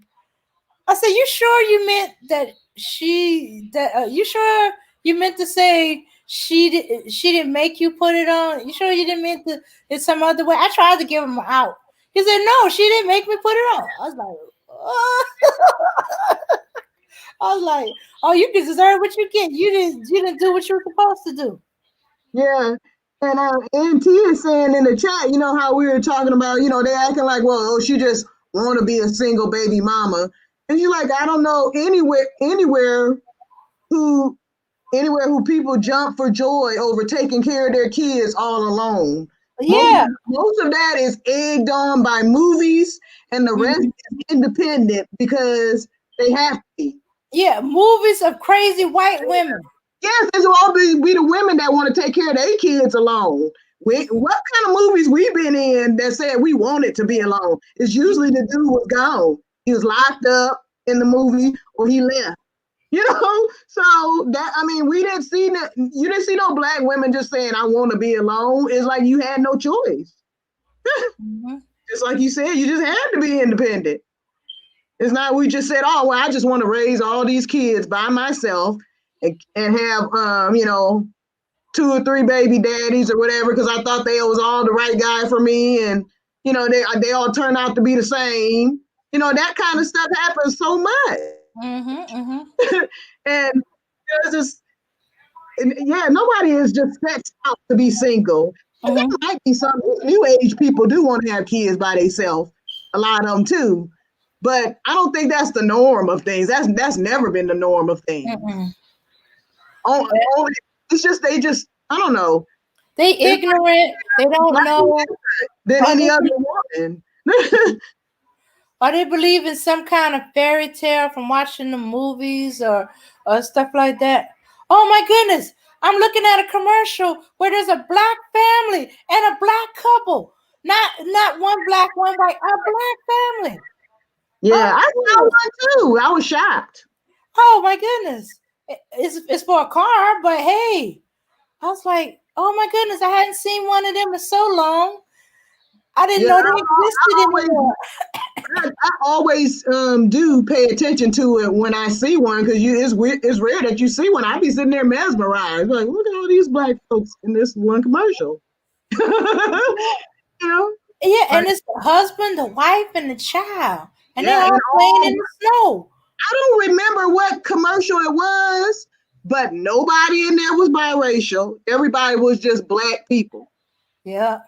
Because I hate that when I'm not trying to, not that I hate, different races of people or biracial people, not at all. What I'm saying is, why do they do this sometimes where they'll have a commercial where it'll be a family of 4 and it'll be like 3 people are just black people and it'll be like 1 black biracial person. Then this commercial got me thinking, oh, it's a person. That is definitely not their child. It's supposed to be adopted or what? Maybe that's what it is. They're just showing like a different. Or they showed the black and white couple, and all these kids they all definitely black. They don't look like they biracial or anything. Maybe they try to promote these different types of families, like blended families or something. I don't know. Because there is a lot of stuff that's being promoted, but you see it often, and I just noticed that. I'm like, what is that supposed to mean? Maybe they just figure like all black people look alike. They probably don't see. Well, they don't see the difference. You know what? I thought what was a rare commercial until this one. They had a biracial couple, but it was a black and Asian couple. I was like, whoa! I ain't seen that one before. A black and Asian couple in a commercial. Who was the black person? Was it a woman or a man? It was a black woman and an Asian guy.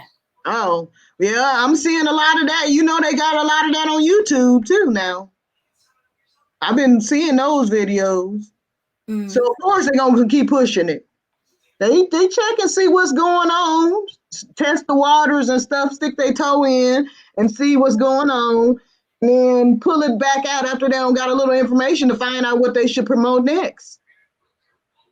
I'm positive that's what's happening. Those exact words are probably in the memo. Yeah. Yes. It's like we want to grab all the families and stuff like that. And since we know we don't have black women with black men, black women don't want to be with. Hey, you know, that's something else I thought about. I haven't seen too many commercials where it's the black man and the white woman lately. Lately it's been black woman, white man, or black woman, Asian man, black woman, Latino man. You know why? I think I got a theory on that. Okay. So you know you've been seeing all these women, these pale women, you know, coming on, you know, saying, hey, we don't like them like that. We don't like the old black men like that and all that stuff. And so they see that temperature too, that women don't want to be portrayed that way. White women. So when that happens, they spend a lot of money too. They're big consumers, so they're gonna take that stuff off of TV if it's not showing them in the light they want to be shown in. So if a lot of women are, you know, protesting and saying, hey, we don't want them, and don't portray us like every white woman want to be with a black dude, and we don't want to see that. They'll jump quick and take that stuff off, and that's probably what's been happening. Because they're like, you know, they don't want to be known like that. It's plenty of white women, they don't feel like that. And they don't want to make it like it's all of them are like that and have that portrayal of them. So they'll shut that down quick. You know how people use the example, remember that Girls Gone Wild? That was all these pale girls too. Majority. And you know how quickly that went away. They was like, this is not a good image for the pale woman in America. I forgot about all them girls going wild. I got to the point where I was sick of the girls going wild. Yeah. So they were like, that's not the image they want to promote. You know, they want this to be like a Christian country if they could possibly have it, you know, completely Christian. So they want this to be like, you know, like upstanding, all that kind of stuff, and them to be portrayed in a positive light and have us always portrayed in a negative light, you know? Yeah, but I also think it's because a lot of them have moved past that and they went on with their pink lives, and then all of a sudden it started popping up. And so they've been trying to sue because on some of them girls going wild, they didn't sign no papers saying it's okay to use their image. Is that why it went away? Yeah, too many Beckys have moved on to their lives. They live prominent life, and it's all embarrassing now. And since a bunch of them hadn't signed any paperwork saying that it was okay for girls going wild to use their images, they was able to sue. Ooh, it probably took everything. Yeah, see, I didn't remember why it stopped, but I know too. They probably, because I'm sure they made a lot of money, and somebody probably said, hey, to have them do that and to put them out of business, because I mean it would be twofold. You know what I'm saying? It benefit both ways. They'll get all that money, plus they'll put him out of business. The image of the pale Becky is still preserved. You know what I'm saying? It's still protected. You know, we back to like treating her like she don't do no wrong. Yeah. They always try to protect their women's image. That's how it's supposed to be. Because I remember there was a talk about one woman actually came out, you know, but I guess because and how embarrassing. Somebody she knew saw that had the girls going wild and started, hey, isn't that you? What? Huh. Wait a minute. Spring break. It said, oh, you was on girls going wild. No, I wasn't. Oh yeah, you're in there now. Yeah. So Yeah. what happened was she got caught up in the girls gone wild phenomenon when they were filming, and she was drinking. And then that stuff comes back to you when you're trying to get a job or something. Somebody don't saw you on the internet. Oh no, this is what happened. Okay, one of them I know she got married. He's some kind of man of means. Mm-hmm. I don't think it was a politician. And let me see. Okay, she's one of them. What they call them? The mothers that work at the schools, volunteering and stuff like that. PTA. She's part of some PTA thing. And one of the teenagers kept looking at her, and they kept whispering, "Yeah, she's the one. She's the one." And they told her, you ever been to college and stuff like that? Yeah. Is the spring break still really what it's like on Girls Gone Wild? Well, she said, well, I don't know. I never, never saw Girls Gone Wild. You never saw, you never been in it? No, of course not. You sure? And then they showed her, no, is that you? Oh my goodness. Boobs flying everywhere. Well, What is that's what I'm saying. drunk Becky's? They want to take off their shirt and show off their boobs. Yeah, but that's what I'm saying. Regardless of which way it comes back to haunt you later. That's what I'm saying. Somebody discovers seeing that. They happen to see it later. Somebody don't put it on the internet years later after you grown and you trying to, get a good, decent promotion or something, and then that stuff pops up later. It could be anything. So I know they probably got all them film rights. I wonder if you can find it anywhere. Where they probably got everything and had that stuff destroyed. So nobody and the guy that maybe might want to marry might see him online later on, if it's not taken care of. So it always comes back to bite people like that. It's like these pictures of people in blackface from years ago. That stuff come back. Yep. Exactly. So I bet her husband saw it and she tried to lie. Mm-hmm. And he found out she was lying. Did he divorce her? I don't know about that one. Mm-hmm. Yeah, but I think but take that into context of this. These Beckys that have killed their children to be with the Brad. Yeah. Yeah, she did it because she didn't want any connection to her past. Yeah. She tried to kill it off.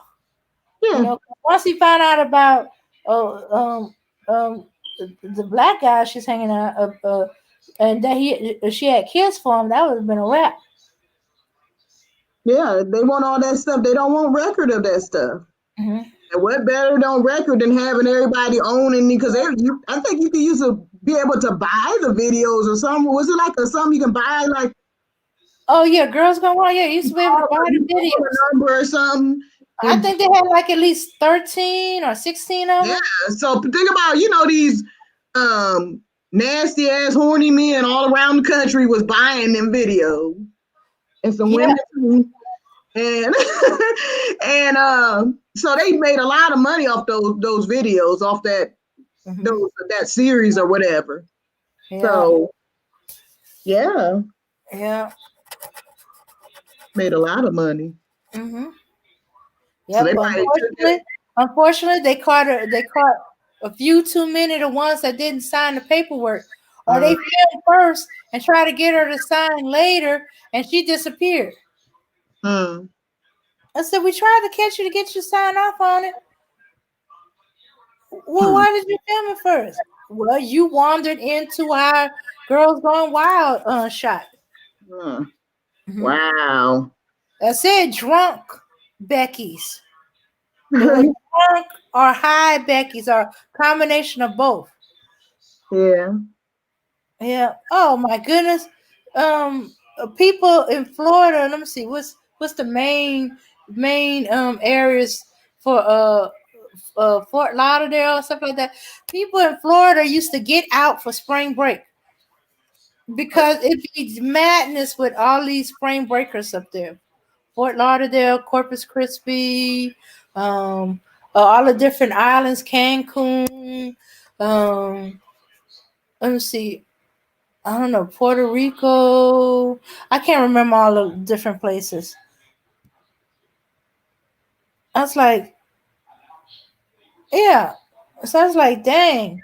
You think spring break be like that? It'd be like that for the white people. Okay, Yeah. there be a few sprinkling of black. Be like, don't be going there. Don't you know? Don't go there. Nothing good for spring breaking with white people. They crazy. Yeah, they be going crazy, going wild. Hmm. Well, I'm not saying that. Did black folks usually do for spring break? Let me see. Let me see. Okay. All right. Okay. Now I know on my end, spring Mhm. break usually would fall around the time of. Uh, let me see. Let me see.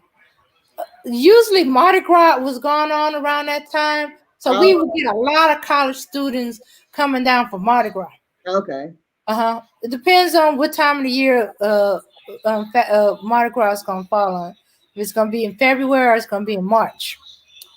This year is gonna be February, 2 days after Valentine's Day. Yeah. Hmm. Yeah. So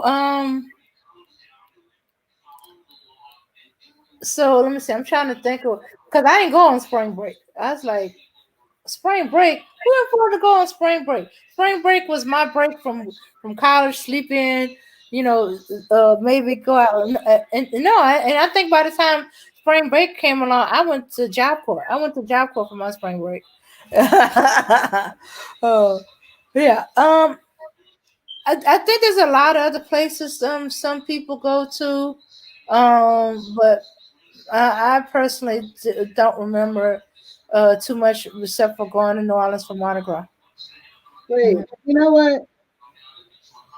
I don't know what if it's just like a free for all topic now after Max said what he had to say, but I was just looking at something that Yvette W was talking about in Mhm. the chat, and Uh that huh. seems like it's a good topic when she was talking about that. She remembers a Vietnamese woman on her job asked her how black how black men are in bed. What? I'm like, why was it? And she's like, I don't have any. She said, I felt insulted, but I said, I don't know. I don't have anyone to compare them to, meaning I've only been with black men. And then she said that she was an associate at that, not even a friend. And she felt Uh-huh. she had the right to just ask that. Oh, they all do. The main thing Becky's acts when they get comfortable. That's when you know they're too comfortable with you. Is it true what they say about black men? No, what did they say about black men? And sometimes we be trying to set them up about the size of their penis. Well, I don't know. I haven't slept with any other men but black men. So compared to who? Yeah, Is it true what they say about white men? What they say white men? they know. They know. Anyway, yeah, but yeah, I'm like, what? That's crazy to ask somebody.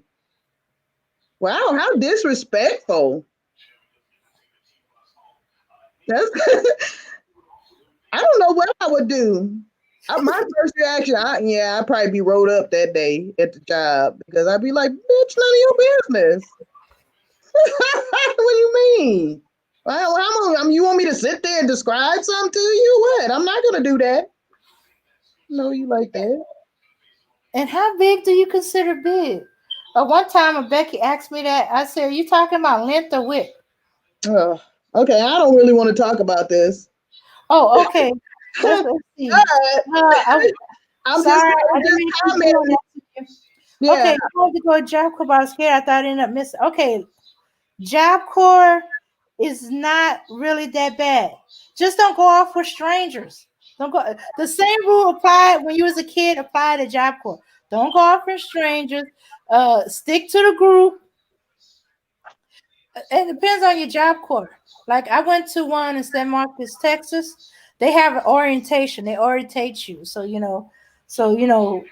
No. Only when you do I stupid don't mean stuff like don't leave with strangers, huh?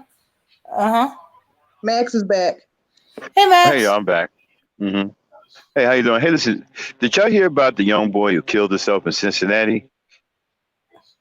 I think he was Um an eighth grader. He's 8 years old. uh No. Well, I just put the article in the chat. Then his parents, I think they went to court, and the court ruled in their favor that they can sue the school. They blamed the school and the educators for their son killing himself. I think the teachers had something to do with either mocking him or making him feel some kind of way or whatever, and he ended up taking his own life. And that they proved that in court. And so now his parents can go after the board of the teachers in the school for putting their son or not giving their son the proper treatment when he was depressed or whatever. They just added to it or something like that. It's all in the article. It's pretty powerful. Okay. So now you got these teachers now, and this ain't the first time I've heard this, but you got teachers now, right, who are being racist towards not just young black kids, but kids of color, period. Spanish kids, black kids. You have these teachers now who are doing things deliberate to these kids.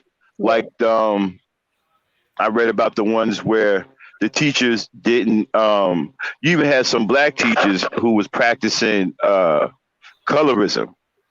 They put the light-skinned kids in the front of the class and the dark-skinned kids in the back of the class. What? They would only teach and they taught the light-skinned kids and gave them all of the homework and didn't pay attention to the dark-skinned kids in the back. Whoa.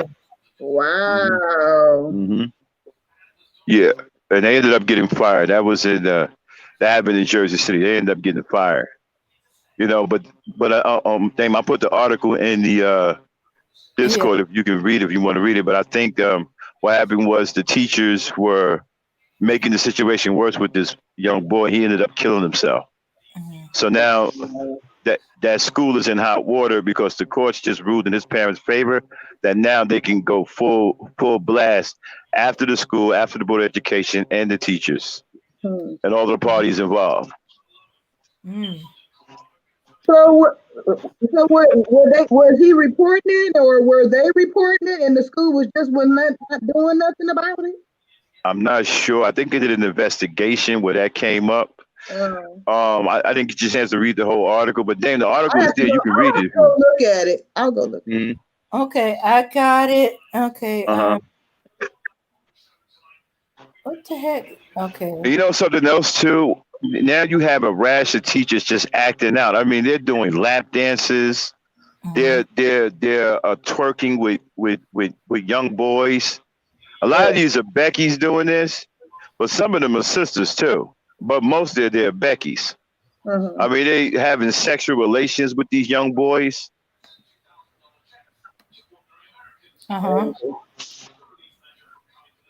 It's like these teachers are starting to attack the kids. They are. That's what I'm saying. You got to be crazy now to send, especially with all this going on and COVID-19 and all that. You got to be crazy to send your kids to a public school. I would not. If I had a child, I would not send them to no public school. And you know what?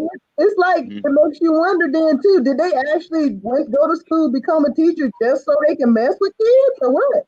Yeah. And about the one kid, about the one teacher who gave the boy, I think in the 8th grade, gave him a lap dance. He had no problem with it. When they caught her, fired her, she was on the campus smiling. He didn't have no issue with it. What? Yeah, she didn't think anything was wrong with it. And you know what? And another problem about it too. It wasn't the boy's father who pursued it. It was the boy's mother. The father was proud. Oh, my boy getting a lap dance from a teacher for his birthday. Yeah, but that's how a lot of men are. And that's when they wonder why they sons come out hypersexual and running after everything. And the mother wasn't trying to hear none of that. She the one that got the teacher fired. Yeah, I'm sure she did. Your mother wasn't having that. Mm-mm. And her dad slapping him on the back. Yo, yeah, man, he was proud. 'Cause that's his, that's my boy. Shoes. One of my cousins by marriage, she checked her son's teacher. The teacher was going on and on about how he's a handsome, good looking young man and how grown he looked like a grown man. He checked her. You gonna start right there. He is 16 years old. I don't care how grown looking he looks. Wow. He is not a grown man. And if you touch him, breathe on him, or look at him funny, I will bury you under the jail. Now, this is kind of a mild mannered woman. She don't just pop off to pop off. In fact, I wouldn't have known she had a temper. But when she checked that teacher, she put it on notice for everybody. But you know what? That's why some of these crazy dudes on YouTube hate their mom. They call that like their mom was overbearing or mean or to them or whatever, instead of trying to keep them in line. They would have rather they got a slap on the back and just say, "Oh yeah, just go out and chase everything." They hate when they have a strict mama. You can tell that. Do you hear how they talk about their mom sometimes? The ones I have heard, they hate that their mom was strict on them, and just sometimes that's how a lot of black moms is was strict, and it's silly. When our moms were strict, we either abide by the rules or find a way to get around it or whatever, but it's like they just be mad. They was that scared of their mom. I don't know. She that bad? Another thing too, Belle? What? Can y'all hear me? Yeah. Is that, a lot of people. Uh-oh. But yeah, get over it. I had a strict mom too. Mm-hmm.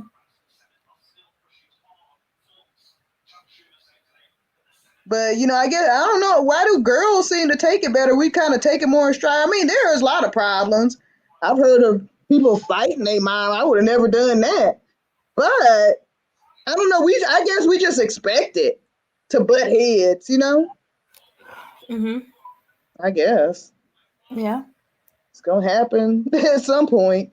Mm-hmm. Yeah. Okay. All right. I'm going to read this, and then I'm going to read the article. This channel may contain content not authorized for use by its owner. However, according to Section 107 of the Copyright Act of the United States, the fair use of copyrighted work for purposes such as criticism, comment, news reporting, teaching, scholarship, or research is not an infringement of copyright. All right. Now, let's see. Okay. All right. Oop. Sorry about that. Okay, here's the boy. All right. I'm going to end it right there because, hey, privacy. Even though he's gone, he's still a child. All right. The parents of 8-year-old student who killed himself after being persistently bullied can move forward with a lawsuit against the Cincinnati school district that alleges wrongful death and other charges. A federal appeal panel ruled Tuesday. 3-judge panel of the 6th U.S. Circuit Court Appeal said Gabriel Tay's parents had established reckless behavior that prevents school officials from receiving governmental immunity for their handling of the case. The lawsuit alleges allegations also charge school officials with intentionally and negligently infliction of emotional distress and failure to report child abuse. The lawsuit says Tay was bullied at his elementary school, started in first grade, with the bullying escalated in his third grade year. What? Oh my goodness. Other So students punched and kicked him in assault, and on January 24th, 2017, knocked him unconscious by throwing him against a bathroom wall, the parents said in the lawsuit. He stayed home sick the next day, returned to school January 26th, and was bullied again wait a in the minute, hold on, stop. Why the hell they let him go back to the damn school? Yeah, I got all kinds of problems with that. First of all, he was knocked unconscious. He wouldn't check for a concussion or nothing. Mm-mm. The parents didn't take him to the hospital? He probably was suffering from CTE. He could have been. Mm-hmm. That's probably why he killed himself. Oh hell no! Yeah, I would. What was the parents doing? That's what I'm saying. That's some negligent. What? I don't know. What's the whole story? Because I don't understand why. First of all, if all this was happening, I'm gonna send my child back to that school. Mm-hmm. And it's been going on since the first grade. Mm-hmm. Go ahead, Dave. I'm sorry. That just sounds crazy. Go ahead. He stayed home sick the next day, returned to school January 26th, and was bullied again in the bathroom by students who took his water bottle and tried to flush it down the toilet, his parents said. He killed himself that evening in his bedroom. Wow. Tay parents Cornelius Reynolds and Binyam Tate said school officials either misrepresented bullying attacks on their son or failed to inform them. The school ruling, huh? So what? They were just taking these people's word for it? What happened? What do you mean? Misrepresented what the school was reporting? I guess they made it seem like it wasn't as bad as it was. That it was just a little bullying, or they just didn't inform them of how what form the bullying take. So basically, they were trying to say, "Oh, well, boys are just be boys. We don't think it's fuck that." Mm. The court ruling says that administrators at Carson Elementary didn't call 911 when Tate was knocked out, failed to punish the bullies, didn't tell Wow. teachers of problems, didn't supervise the bathroom despite repeated bullying, and withheld information. They ultimately prevented Tate parents from fully understanding Tate's horrifying experience at Carson Elementary until it was too late, wrote Yeah, Judge yeah, Bernice Bowie Donnell. The yeah. opinion That's noted. criminal. I'm sorry, but those are criminal actions right there. Yeah, somebody should be. So let me get this right. The parents didn't know about all the incidences except the one where he got knocked unconscious. They thought it was just that one time it happened, and it had. No, didn't even know he had been knocked unconscious. From the sound of it, they weren't even informed of that. What? And the teachers weren't informed of it. Well, they said the teachers weren't informed.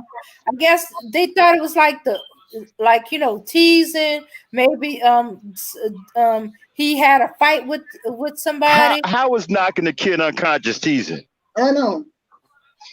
Well, I guess that was the final straw. Didn't tell the teachers of the problem. They probably sent him to class. They probably when he came conscious, had him talk to the principal for a little while, and then sent him back to class. And so he probably was a little weirded out, or going in and out of conscious all day in class, and the teacher's thinking he's just falling asleep in class and going in on him, or or he's being, or whatever he might have been doing.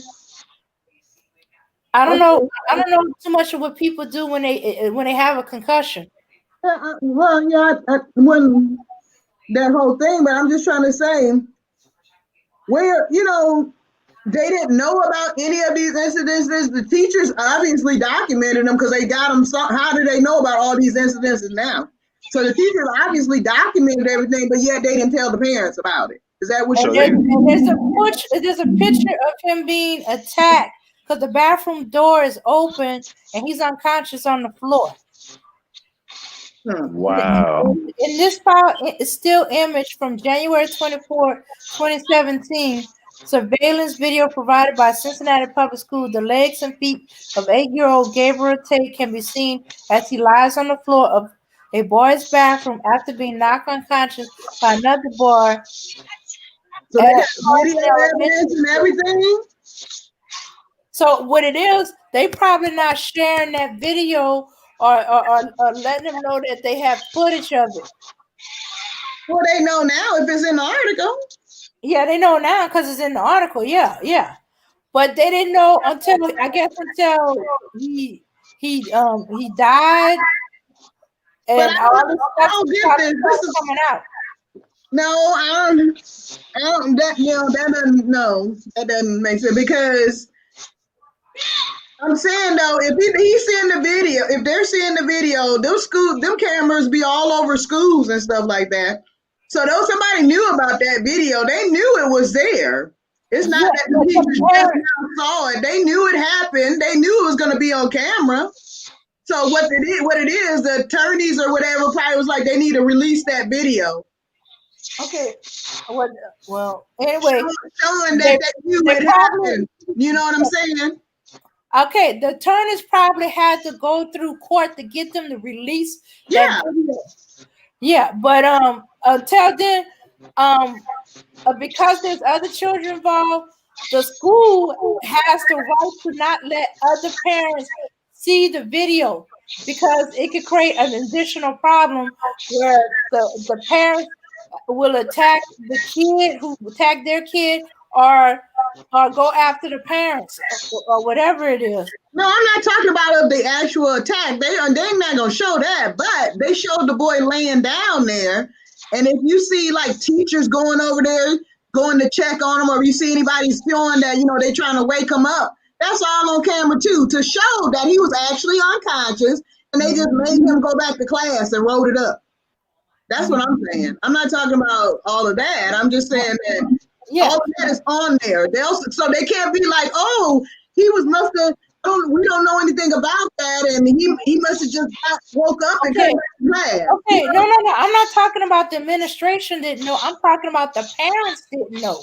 I got that part, but I'm saying what I was saying is the administration. I was talking about the video. They put the video up there of the boy, and you said that they probably made them release, or they released it or whatever. And the parents didn't know until they released the video. I was saying that didn't make that couldn't have been it. That couldn't have been it. The parents would have known that the place has cameras. Okay. Okay, they would have known the place have cameras, but the school and can refuse to show the parents the video. They probably had to go with a lawyer to force them to release that video. But they didn't release I'm not saying they released the whole thing. What I'm saying is, I'm sure they just released the part like they showed of his feet hanging out. That's enough. They don't have to see him actually getting knocked out. It's the fact that a teacher probably went over there and they saw that he was unconscious. That's all there too. That's what I'm saying, showing that, so they can't say, oh, we didn't know he got knocked out. He must have just woke up and came to class. We didn't know anything about this. No, they show on video that somebody went to attend to him. You know what I'm saying? So they know that he was unconscious. They can't That's why they're suing the school. The school ain't saying they didn't know. The parents didn't know. It's not the school saying they don't know. It's the parents that's saying they didn't know. No, that's not what I was responding to, Frankie. I just told you what I was responding to. I was responding to the fact that you said they didn't learn, the parents didn't know until after the video. They had to find out before the video to demand the video that something had happened. That's what I'm saying. Yeah. Okay. Okay. Oh, okay. I see what you're talking about. Okay. So they had to know. They didn't just see, oh, we see our boy's feet on the TV on the damn video and say, oh, we know something happened. That didn't happen.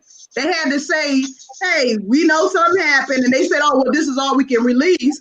And they put it up there. But I'm sure the attorneys for the parent or whoever's working with them probably said, we want to see video to show that somebody knew that this occurred. They can't lie. Somebody went over there to see that he was knocked out. It's on camera. We see a lady going over there. So they can't say, oh, he must have just woke up and came to class. We didn't know nothing about it. That's what I'm saying. Well, I didn't get far enough in, but I'm assuming the child must have said something before he committed suicide or left a note or somebody must have said something, Yeah. That's what I was wondering. How is all of this coming out if the parents didn't know anything? Just like Yvette is saying in the chat, the parents didn't know all that time. They didn't know nothing. Are they just being negligent or what? They don't know what's going on with their son. They must have found in the investigation that there was gross negligence or withholding evidence from the parents for them to rule in the parents' favor like that. Yeah. So they must have found something that was severely wrong on the school's end. Oh yeah, I'm sure they have. Yeah. We just questioning as ourselves as parents. How do you not know all of this is going on? You don't talk to your son. He had to. If he was getting bullied or beat up, didn't they see him come home? Maybe he had a bruise or something on him. I mean, I guess been hiding it too, but not at 8 years old. Those 8-year-olds usually want the comfort of their parents, when they come home. So I'm like, how would you not know this is an 8-year-old child? And then hiding the fact that he was knocked unconscious. Right. No, ain't no way in hell. Yeah, they didn't call 911 when he was knocked unconscious.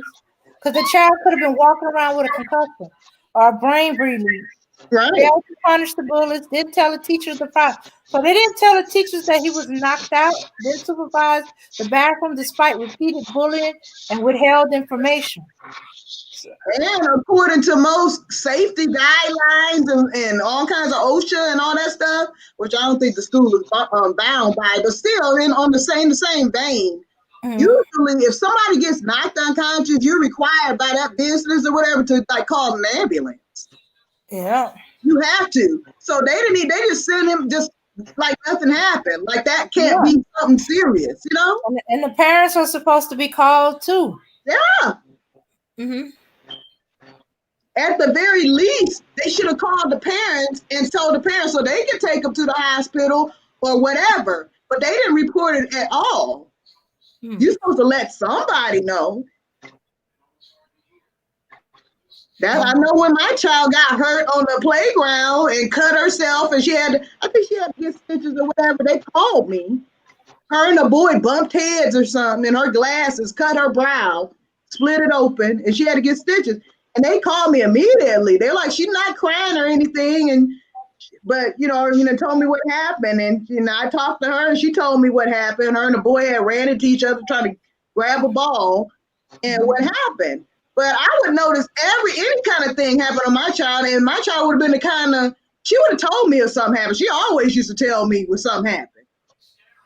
Yeah. She didn't, hold back. So I'm like, you're not even... It just seems weird that all of this could have been happening to a child that small, that young, and the parents not know nothing. I mean, I'm sure, the school was definitely at fault, but where were they heads at? Were they up in the clouds or something? I think it got downplayed. I think it got downplayed that he got into a fight at school. Not that he was being bullied or he was being stomped on, that he got a fight at school. Yeah. When they couldn't explain away the bruises and stuff like that, oh, your child got a fight in school. This is all so crazy. Mm-hmm. I just it's very frustrating. But there are some parents who are not that involved, or they so busy they not as involved, and they go by what the school or the teachers are telling them. matter of fact, Frankie, what I was thinking about is when you read in that article that he that happened. He stayed home sick the next day, right? And then he came back the next day or something. Mm-hmm. Okay, so I wouldn't even be surprised, like you said, they said, "Oh well, he got in a fight, and we're going to suspend him for a day." They probably put it on, said he get suspended, but they didn't even say nothing. They didn't say nothing about him getting knocked out. Mm-hmm. I bet they said, "Oh well, him and another boy got in a fight, and we got to send him home for a day of suspension." You know how they'll do that sometimes. Mm-hmm. And I bet that never, they just thought it was a regular fight, but. I don't know. I'd be questioning my child because I want to know exactly what happened, and I want them to tell me because I don't trust other people. I don't care if it's teachers. Nothing. I want to know for my child what happened. That's insane, man. Because I'm trying to. Since it's been happening since first grade. They probably established a pattern where the parents have believed the school and the principals and all that other stuff and the teachers before the kid. But his behavior had to have changed. You know what I'm saying? To be bullied all like that, he must have been changed as a child. To go through that type of bullying. So they didn't see a change in his demeanor or something, like notice anything like that, or maybe I don't know. As a child, did he really hide it that well? I wouldn't think an 8-year-old would be able to do that. I don't know if this picture is anything to go by, but he seems to be smaller than a kid. It's possible he gave up on trying to tell his parents and just did a happy front for so long until he couldn't take it anymore. So would you say that he probably didn't tell them because of what? Okay, I'm not certain if this is true, but if a school had established a pattern where the parents believe the school and the teachers more than their child, he probably gave up trying to tell them how bad it was. And in this picture, he's smiling. He looks like a happy kid. He probably just did a front where he presented a smiling, happy child to his parents, and then when it got too much, that's when he killed himself. When he couldn't do it anymore, when it was too much. Yeah. Mm-hmm. And if it happened in first and second and third grade, it must seem like it's never going to end. Yeah. Mm-hmm. But I just still can't see that. It's like, what? A parent that too would just believe the teachers all the time. Yep. I've seen parents that do. Kids don't even get a chance to talk sometimes.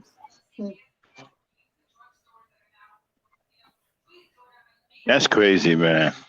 Mm-hmm. And to have a picture with him laying in the floor, unconscious. Did they see that picture? What, his parents? Yeah. They sent it when the let's see, when the file was released.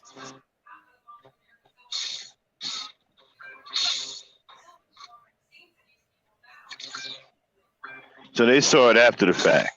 They saw it after the fact. Way after. That's criminal. Wow. Yeah. No wonder the court ruled in their favor. Mm-hmm. Yeah. They probably had to, like you said, do a court order to get that information. Mm-hmm. Yeah, that's criminal negligence right there. That's withholding it. Oh, nah. Mm-hmm. Somebody need to be going to jail. Yeah, they do. Yeah. Yeah, they got to check the laws on the schools, on the school board, and the book. There's probably a thing that they can show you surveillance of your kid, but if there's other kids involved, they can't show you that, and they probably held on to it, to use that as excuse not to let the parents see it. Cause like right, this image right now, all the kids' faces are blurred. Hmm. That's a requirement by law, but it's also part of the school board thing. Privacy. Somebody should Depends be going on. to jail. Well, it's gonna probably be the administrator, More than that, the principal. everybody who involved with this cover up should be going to jail. Everybody. That's insane, man. I'm surprised the boy even went in the bathroom. And you figure, right? Go to the bathroom, I wouldn't And go. you figure he's only 8 years old, right? He's not built to cope with something like that. No. He don't have the mental to deal with something like that. So what do you think he's gonna do? He's gonna lose hope. I think that's exactly what happened. Yeah. Well, the thing is too, he actually felt like he couldn't talk to his parents. They claiming they didn't know, or did they really just ignore him when he was saying he was getting bullied? That's what I'm wondering. Yeah. Either way, yeah, the school is negligent because they probably knew that the parents wasn't really checking on them that much, and they probably like, oh, we could just tell them anything. They just believe it. They don't seem like they really care, so they probably use that. Maybe not. Maybe we don't know what happened. Might have not even came to parent-teacher conferences or whatever. So he knew that the parents didn't seem like they didn't really care about how their kid was doing and were never checked on them. I'm just giving a scenario. So they just said, "Oh, it'd be easy to hide this stuff from them." So they did, but it's coming back to bite them now because even if these parents was negligent or not, they still was in the wrong. Wow. Okay. Yeah. What they did was criminal. Sorry. Yeah, it was. Okay, when did he do this though? Okay, all right. Okay, take parents. He did what? Okay, I'm trying to get to where I was last at. I was trying to find out exactly when he committed suicide because it sounds like he did it when he went back to school after he got knocked out. Okay, they ultimately prevented Tate parents from fully understanding Tate's horrifying experience at Carson Elementary until it was too late, wrote Judge Bernice Bowie Donald. The opinion noted that the school's own safety guidelines warn that suicide can result from bullying. Everybody know that anyway.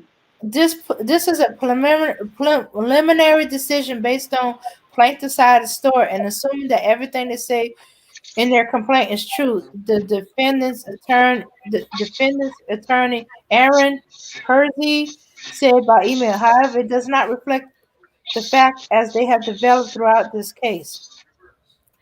He declined to say whether there would be further appeal of the ruling, which upheld a lower court.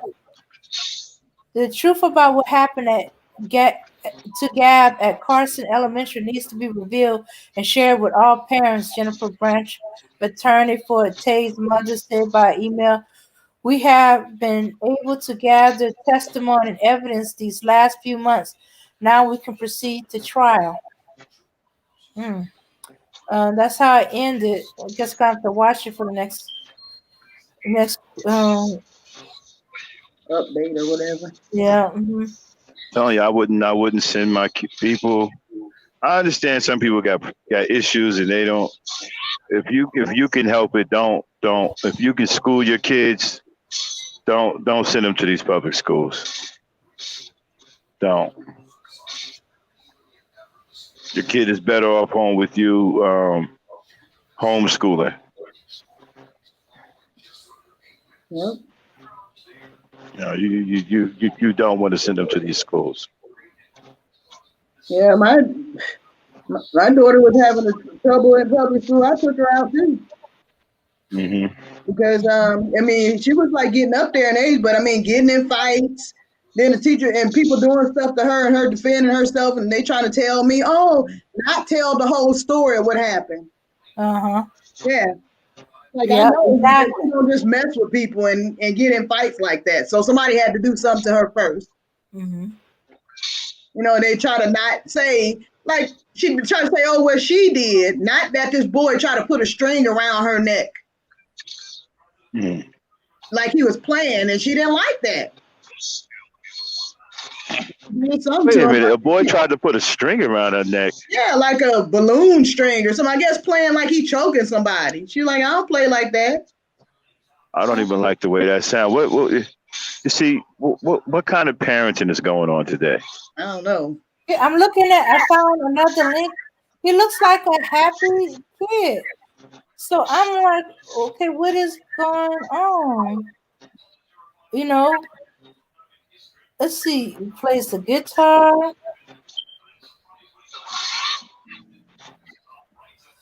Okay, wait.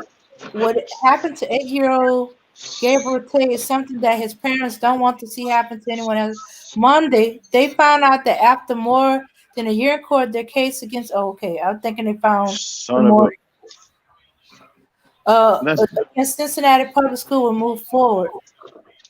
Attorney Jennifer Branch is representing the state of Gabriel Tate. Branch said Carson Elementary reported 0 incidents of bullying during the third grade period that Gabe was there, and that's just not true. According to Branch, not only was Tate bullied, but so were other children at Carson.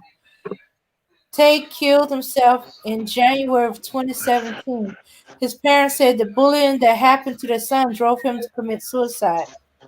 Branch said the school misrepresented an incident caught on camera where Tay was attacked by a classmate in the bathroom. The school district, all they said to her was he fainted.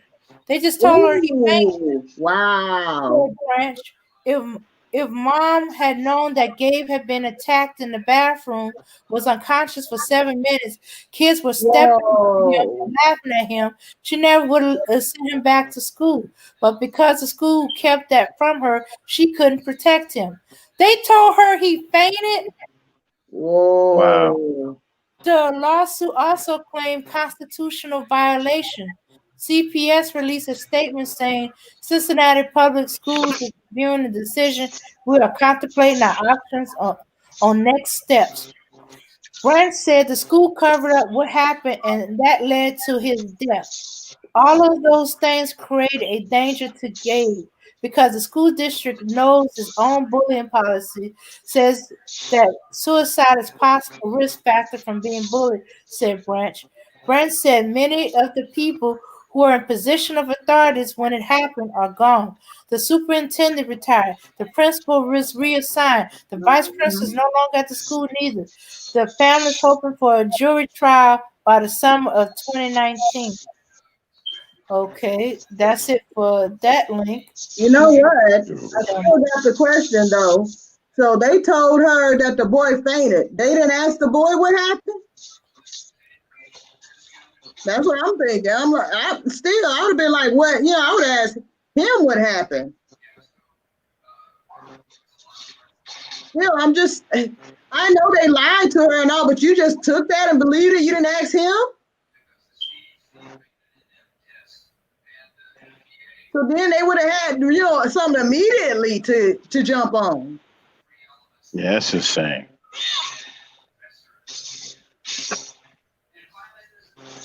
That's and insane. They would have got them, and they would have got them while everybody was still at that school. Okay, damn. I gotta. Okay. I got to deal with this record. Okay, y'all. I'm going to get off here. I got to work. Then close up shop when you're done, all right? Okay. Talk to y'all later. Okay, Belle. See y'all later. PPU, everybody. All right. Okay. Yeah, he is dead. But the thing is, it's like I'm just still seeing like a lack of attention being paid or something. They were just believing everything that these people told them and not asking their child what happened. Yeah, that's a little unusual, but I've seen cases where it has happened. Or he could have been embarrassed by it all. He just didn't say nothing. Yeah, it could have been. But such a young child, they're usually still close to their parents. Mm-hmm. Yeah. So something is missing here. I think it goes all the way back to the first grade when he first started getting bullied. Which he would have been what, 6? Yeah.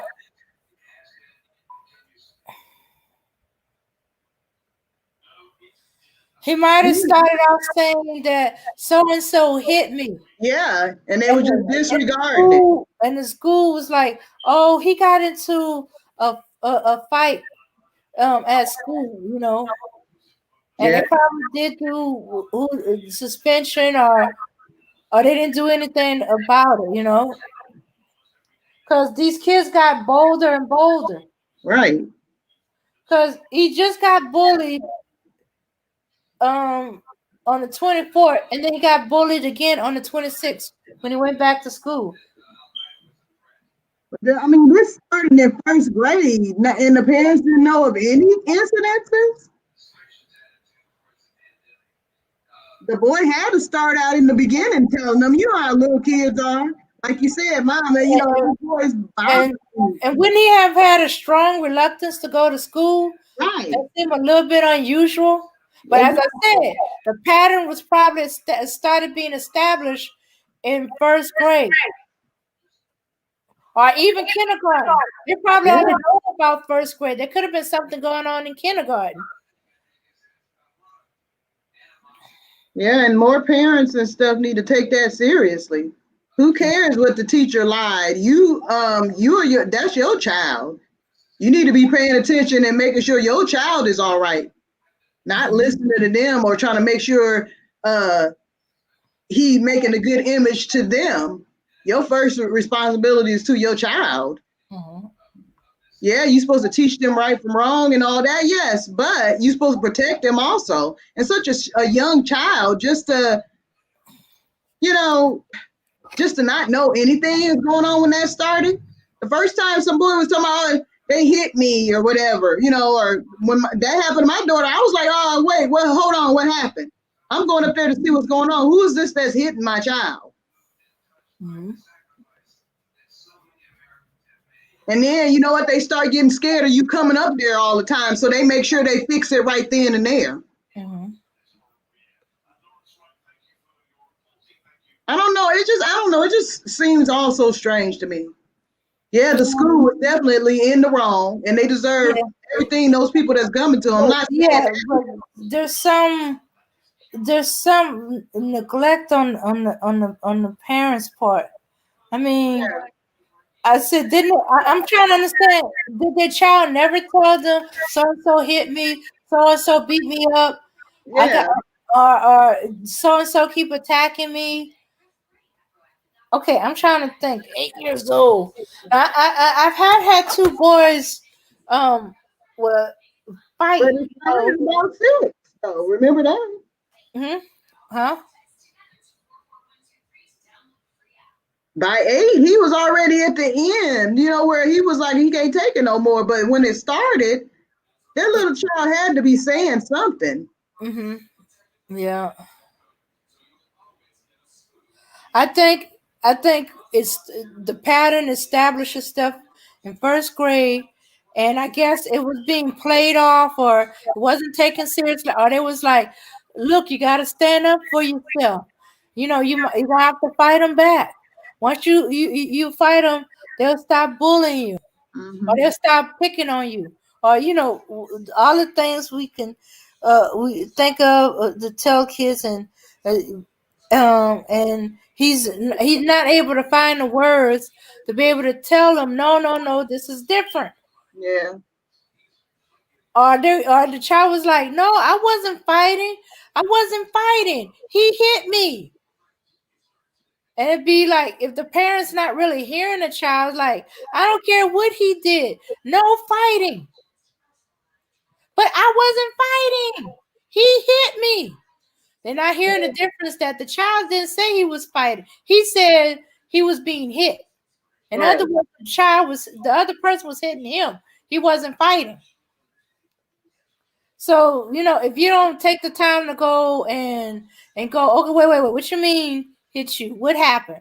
Tell me from the beginning. And sometimes you might need them to repeat it a couple of times or ask a few questions to get to the point. Yeah. Well, that obviously probably wasn't being done. Mm-hmm. Yeah. Because sometimes stuff can slip. Because something I did innocently in Vacation Bible School, I didn't get what was going on. This child, I didn't know that he was being bullied at his school. He was being teased. He wasn't being physically attacked, but he was being teased. And they were calling him by a girl version of his name.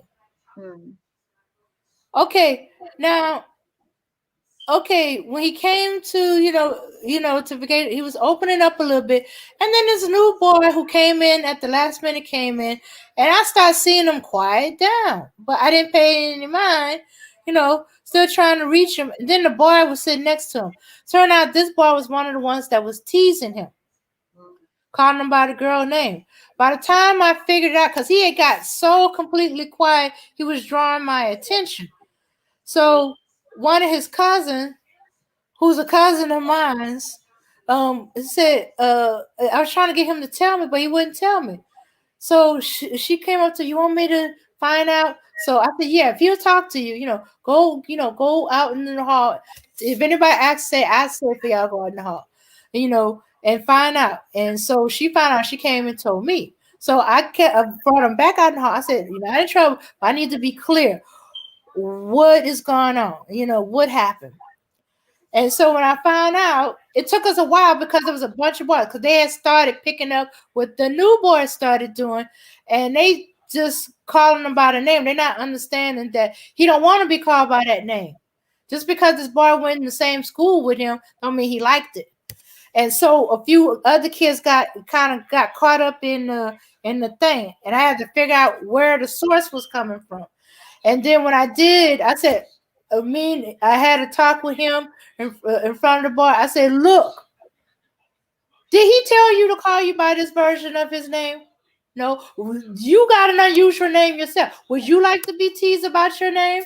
I had that stuff. I said, look, because it was saying, he was saying that he was gay. Something about his movement, he was saying he was gay, or he was girly. He was acting girly or something like that. And I said, look, you can have all the opinions you want, but you keep those opinions behind your teeth. I know I went the wrong way with it. Or you going to lose them teeth. And he's like, Miss Frank, are you threatening me? No, I'm trying to tell you the facts. Like, you keep messing with people, you're going to mess with the wrong person, and you're going to be missing some teeth. Now, do y'all need to hug it out? Can y'all be cool with each other? Are y'all gonna fight? I said, the only words I want to hear from y'all between you two is hi and bye. I can be polite, right? Hi and bye. Say it with me, hi and bye. And that's what I said. Do y'all want to sit next to each other? You want me to move somebody? They wanted to be moved. I volunteer. The one that was being teased, he wanted to move and stuff like that. But afterwards, when we were going on with our program, it was me and him left because we was cleaning up. And he came and hugged me so hard. And I was like, okay. I didn't understand until I found out a little later that he was being bullied in school. But he was one of the boys that was being bullied. And when I asked somebody about it, they said, well, you must have been the only one that addressed it. That's the only reason I could think of why he would hug you so hard like that. I addressed it. I listened to him. I believed him. I confronted the boy. I had them talk it out. I told the boy what I told him. Yeah. Now, I don't know if I went too far with it or whatever, but, once they become in my class, they're my kids, and unless the parents want to come up to me and tell me, no, I don't appreciate you talking to my child like that, or you should have talked to me. That's the way I'll roll. I try to Yeah. do. I had to help an additional parent who is a parent, to make sure I didn't go too far with it and stuff like that. And she was like, "Well, we're gonna," and so she's the one that told me. Said you probably the only one that had addressed it, and he was just so happy somebody believed him or was taking his side or whatever, and that's probably why he hugged you. Yeah. Hmm. But that means that his parents weren't believing him. The school, the teachers weren't believing him. They weren't taking it seriously. Because sometimes they think it's because it's words. It's not something to be taken seriously. Well, it probably did start out with words, Mhm. but but then it got worse. But it's like, how could you not see something that's wrong? Like they have a different behavior, or their attitude changes sometimes, or like you said, scared to go to school. Had Mhm. to be something. Yeah, and and I Were guess he they had gave. ignoring or disregarding all of this, or what? And from what I've observed of the child's body language, it's like he gave up. I was just pulling him out of his shyness, getting him to talk, laugh, smile, participate, and then all of a sudden he started quieting it back down. And he was even worse than when he first came in there. I was like, "What's going on? What is going on? Come on, something's going on. What's up? What's up?" But I was glad he was able to tell his cousin, who was able to tell me. Yeah. And so we got it all out because he wasn't going to tell me. He didn't want to say. I was like, "God dang it. I can't help you if you don't tell me." But I think, and the way he didn't want to tell me made me think that he figured the same thing was going to happen. I was not going to believe him. I wasn't going to take it seriously. I wasn't going to do anything about it. So what was the point? And that's why he was going so far down. Because he just got away from it at school. It's the beginning of the summer. And he's at a place that he's enjoying. He's with a whole new group of kids who don't go to his school and don't know nothing about what was going on in his school. Yeah. And here this boy comes in and everything just goes down here. Right. Hmm. Mm-hmm. Hmm. I think that's what all them pictures are. All them pictures of the smiling, happy kid might be he ain't in school. Maybe. Where are the school pictures? Like maybe you know how they take the pictures at the school every year. You get a whole sheet of them. You give them all to different relatives and stuff like that. Yeah. What happened to those school pictures? All these pictures I've seen, he seemed to be at home. He's smiling. He's happy, cheery, because he ain't in school. It's Yeah. the pictures while he's in school that probably would tell the true picture. Right. He was a fighting a bully. He was missing all his teeth. Oh my goodness. Yeah. Yeah. Well, it was All nice, right. nice chatting with you. I got to get off of here. Get some Yeah, stuff yeah. done. I'm about ready to wrap it up unless there's something else here I want to talk about. I'm gonna put the link in the chat one last time. See if anybody else want to come up. Or if there's anything y'all want to discuss. Yeah. I know some of y'all can't get up here, but maybe write it out. Bye. Bye bye. Thanks for coming out, Bill. Okay. Okay, so do bullies stop being bullies? Hmm.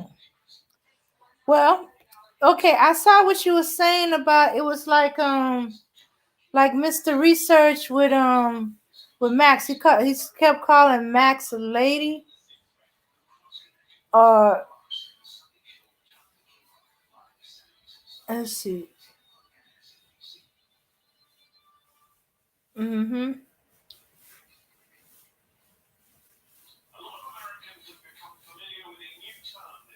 Okay, so did they know you don't advocate for your kids? They would let anything happen to them. Yeah, yeah. And some parents do, and some don't. Sounds like he was a free spirit, different like me. I always had a bully all throughout school. What? They lied? Yeah. Okay, I went too far back. Okay, one fought one of them back. I fought one of them back. Wrote, wrote he fainted. That's the one who would lose their job. Yeah. Okay. Okay. Yeah. Sounds like Mr. Research last night. He kept calling Max lady. Notice a pattern? Child mild and immature, regardless of age. Mm-hmm. So you think Mr. Research was a bully when he was a kid?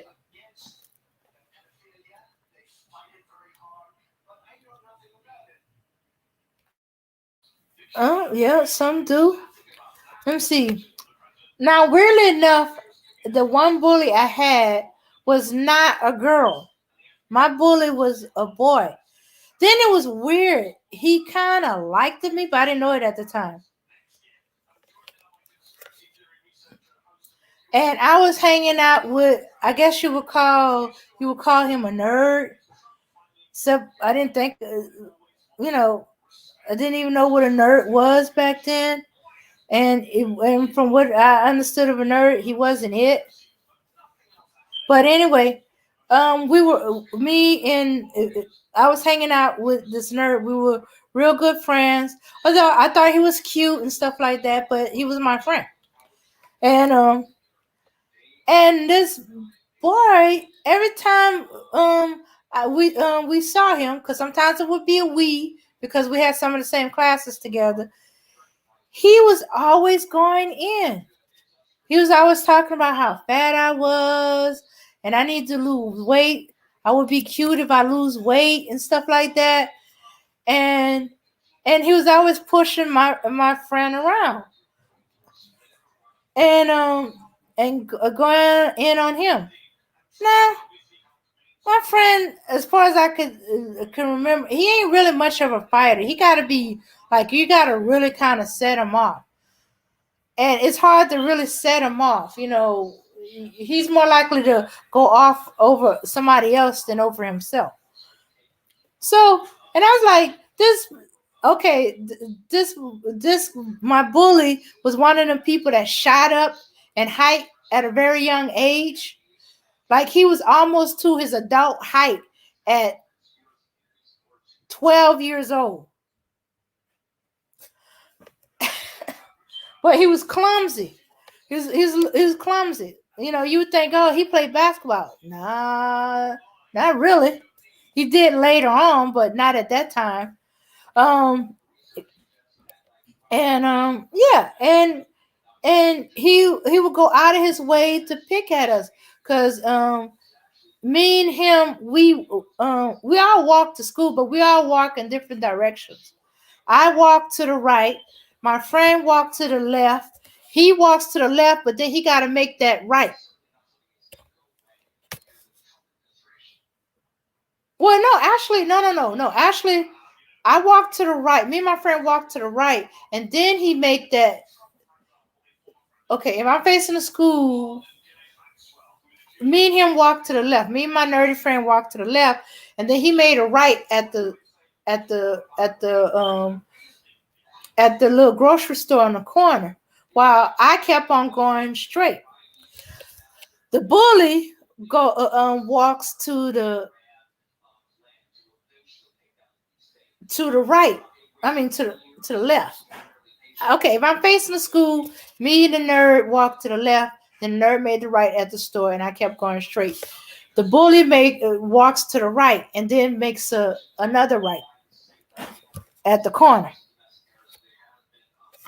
Yeah. So he would go out of his way to mess with us. Well, actually, it's kind of everybody was heading to the grocery store, but not everybody. Those that walk to the right, there's a grocery store around the corner and down the block. Once you go to the right to the end of the school at the sidewalk, you make that right, and you walk 1, 2, 3 blocks over. They don't even have to go, except the one where the bully had to go was owned by white, and the one where we had to go was owned by black. So but we still have plenty of kids that will go to because hey, they don't want to deal with the racist white people. You never know when you're gonna get the old man. The old man was racist, prejudice. Anyway, so he'll go out his way to come and follow us and to pick on him. And he would try to pick on my friend. And since my friend didn't fight too much, I felt like he needed somebody to defend him, so I would jump the bully. But then the bully would beat up on me, or he would grab me and hang me upside down and threaten to do the power driver on me. And I would freak out. Because as long as my feet was on the ground, I was fine. But you take me off my feet, I get scared. So then my nerdy friend would try to defend me from the bully, and it'd be all a crazy mess. Because then I'm scared, because if the bully dropped me, I'm gonna land on my head.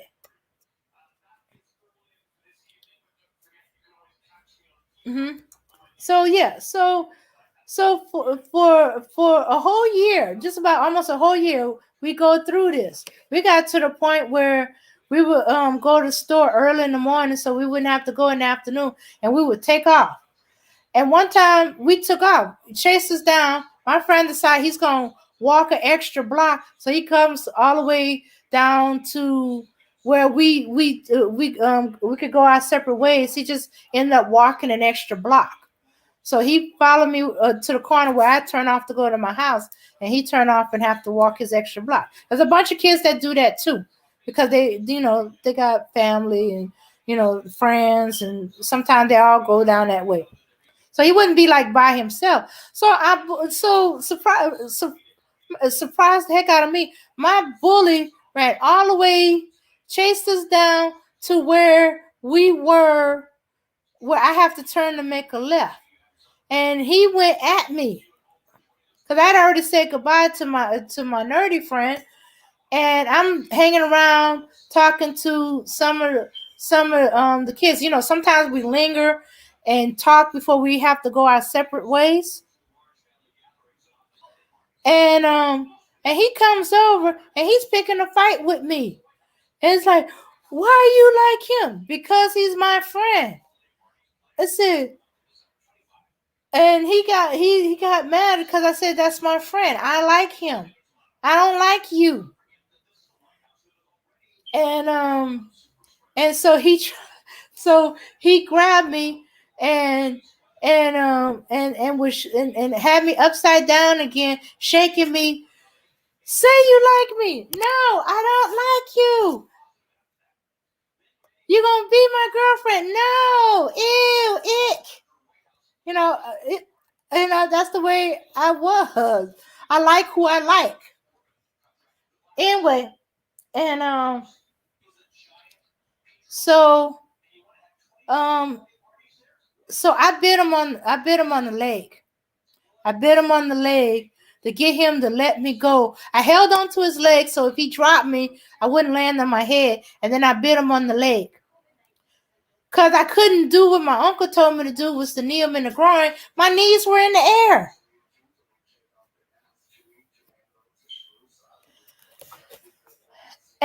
And he'd been giving me a hard time all this time because he liked me. Okay, so finally, bad news head up. I had to go to my grandparents. My mom told me to walk to my grandparents. So that means I had to go the same way the bully had to go to it.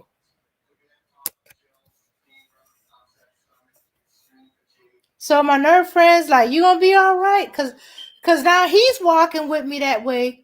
Now it's a more direct way to his house, and it's shorter than when he walks with me to go my way to walk the extra block. Because he's a boy, he's allowed to deviate from his walking route. Girls not, because they might get attacked or they might get kidnapped. We had a fear of being kidnapped, So no girls wanted to walk by themselves if they can help it. No, actually, he did not grow up to be a white. He did grow out of it. Okay, so I'm walking to the I'm walking towards my grandparents. I'm walking with him. And he's like, really? He said, he apologized. He said, I'm sorry. I didn't mean to, do that. I was just mad at you. What you see in him? And I'm like, he's my friend. Well, can I be your friend too? Well, no, if you're going to be talking mean to me and stuff like that. You keep calling me fat. He said, but you are fat. Yeah, but I don't need you harping on it. And you telling me I'll only be cute if I lose weight. And well, you would be cute if you lose weight. Still, I don't want to hear it. I already got enough people harping on me to lose weight. You're not helping. And stuff like that. And just because I'm fat don't mean I ain't cute, I ain't beautiful, I ain't pretty. I'm cute, fat or no fat. So, I'm fat. You still like me? You still want me to be your friend? What does it matter if I'm fat or not? I'm still your friend. I'll still be your friend, but you gotta stop picking on my nerd. I'm just gonna call him my nerd. I don't give his name away. You're gonna have to stop picking on my nerd. He said, okay, but it's hard, You so nice to him, you be mean to me. You were mean to me. That's what the way our conversation went. So he eventually grew out of it. It's just that he would get frustrated and he would get mad or he would get jealous and he didn't know how to handle it. And so he would take it out on me, like as if he can force me to like him more than I like my nerd. Yeah, and he did think I was cute, but he wanted me to be small and cute.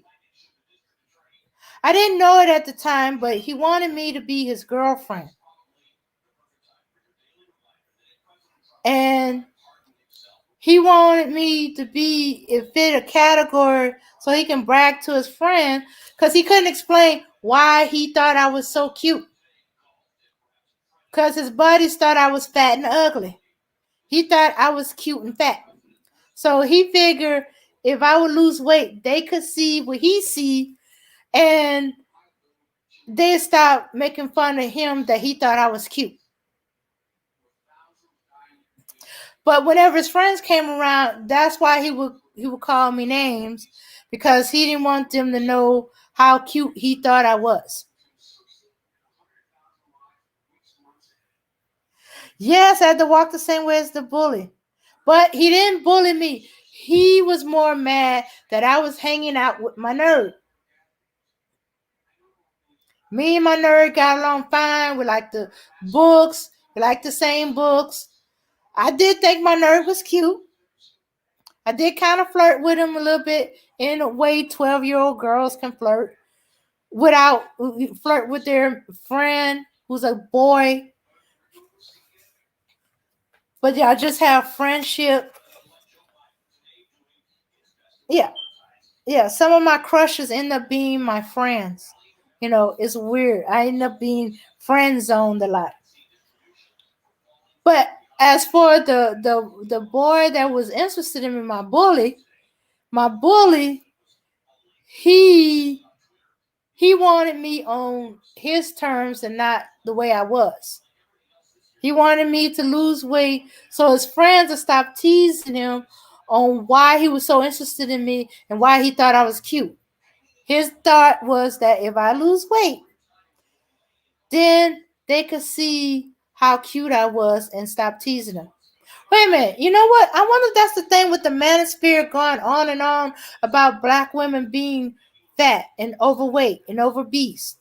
Is it because they really are attracted to the fat chicks, but they want them to be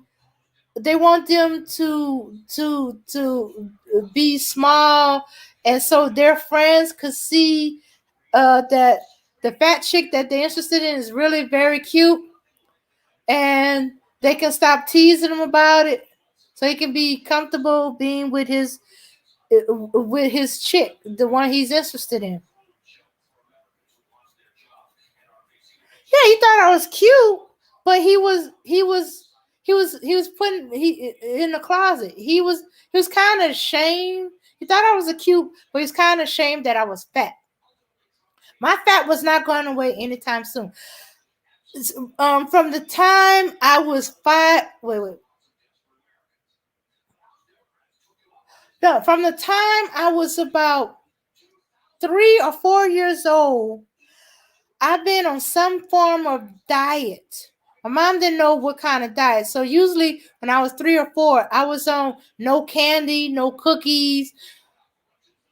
She kind of gave in on ice cream because she couldn't prevent my grandfather from sharing ice cream with me when he got off for work. So that was a little harder to work on. But candy cookies restriction when I was like in the toddler stage, and then as I got older, worse and worse restricted diets. Oh, I think I've been on just about every diet in the world until I gave up on them. You name it, I've been on it.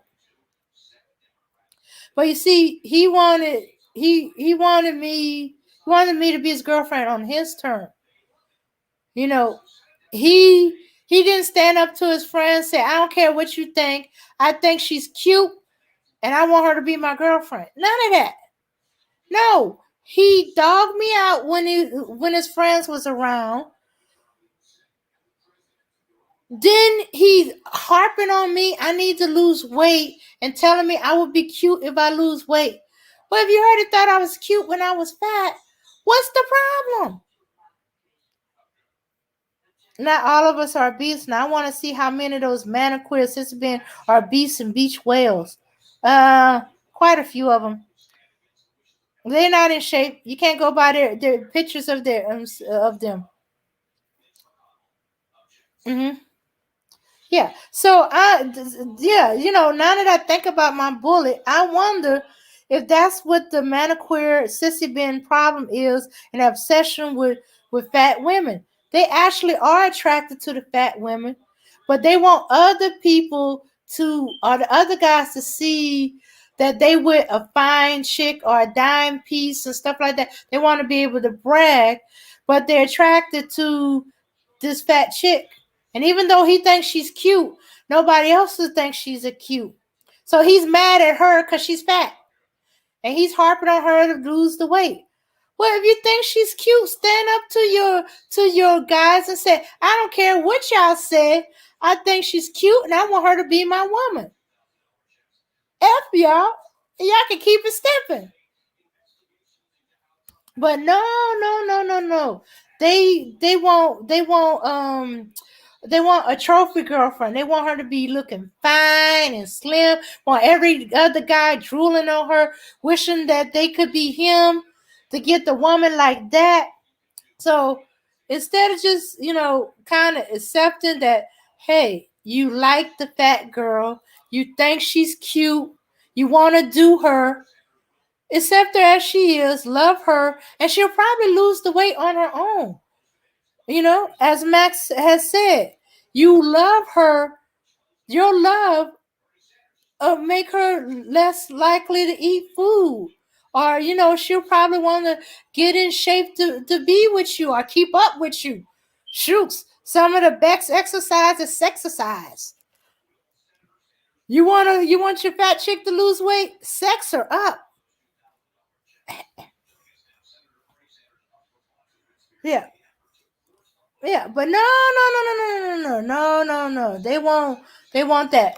Kind of remind me of some kind of weird fairy tale. Or what I was told, it was a fairy tale within a fairy tale. Okay, where this man went to this witch. She's very, very powerful, and she almost sound like a genie, where she can give you whatever you want for it. And or I forgot what it is. I think he wanted to be the richest man, or it's something he wanted. He wanted. Okay. Anyway, the deal was if she do this, he has to marry her. But she looks like an old ugly crone. And and so she does some math. She said, well, if you okay, okay, you see, I'm gonna give you a choice, either the chrome or the beautiful one. She turns into a beautiful woman. And if you choose the chrome, you get this beautiful woman every night, but everybody else is only gonna see the chrome. And you're gonna be pity, and people men pity you and snicker about you and all that other stuff. But you get me, the beautiful woman, every night. But if you choose to marry me and I be the beautiful woman, you be the envy of every man, and every man I get the chance to taste your wife. In other words, have sex. And so what do you think these manic spirits sissy band and choose? Will they choose the ugly woman, where they have a beautiful woman in their bed every night, or when they come home to a beautiful woman in their bed every night, but whenever they're out in public, or everybody see them with a chrome, with an ugly old wrinkled ugly woman, warts and all? Or would you choose the beautiful woman that everybody in the public could see how beautiful she is, and you be the envy of all men, but then she gonna share her body with every man you know?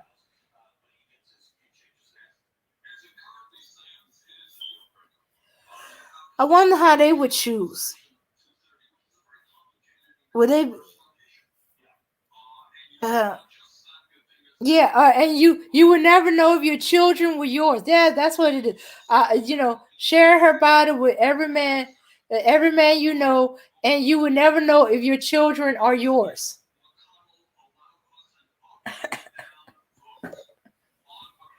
Oh my goodness. Okay, y'all. I'm gonna wrap it up with these bedtime stories. Okay. Let me tell you the update on my bully. Okay. Me and my bully, we became just friends. He didn't beat up my nerve. He realized it was just friendship. Cause I told him, look, I can't be your girlfriend. I'm not going to lose weight just for you. If I'm not losing the weight for me, I sure as heck ain't gonna lose it for you. So you either like me as I am, or you move on. You know, and that's what I told. Well, we still became friends and stuff like that. And he stopped being less angry that his friends would tease him. It's like she's my friend, you know. And let me see. We went separate schools. We grew up. He became a chef. Surprised the heck out of me. He became a chef. He became a chef. Um, um, yeah, yeah. Because when I first caught up with him, he was a sous chef, but now he's full chef. What is it? Top chef. And he's married. He's married happily, and he had a little girl. Oh, she is so cute, sweet, like candy cute. Oh my goodness.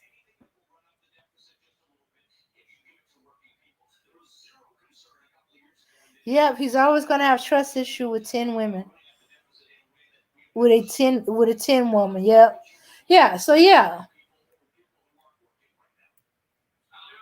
Yeah, not to mention, uh the dime piece expect you to take care of them. They expect you to take care of everything. Well, actually every woman expect you to take care of everything. All right. All right. Good night, highly favored. Good night, Auntie. Let's see. Is that all who's here with us? I see 7. Okay, I'm gonna assume Yvette is still with us. All right, good night, y'all.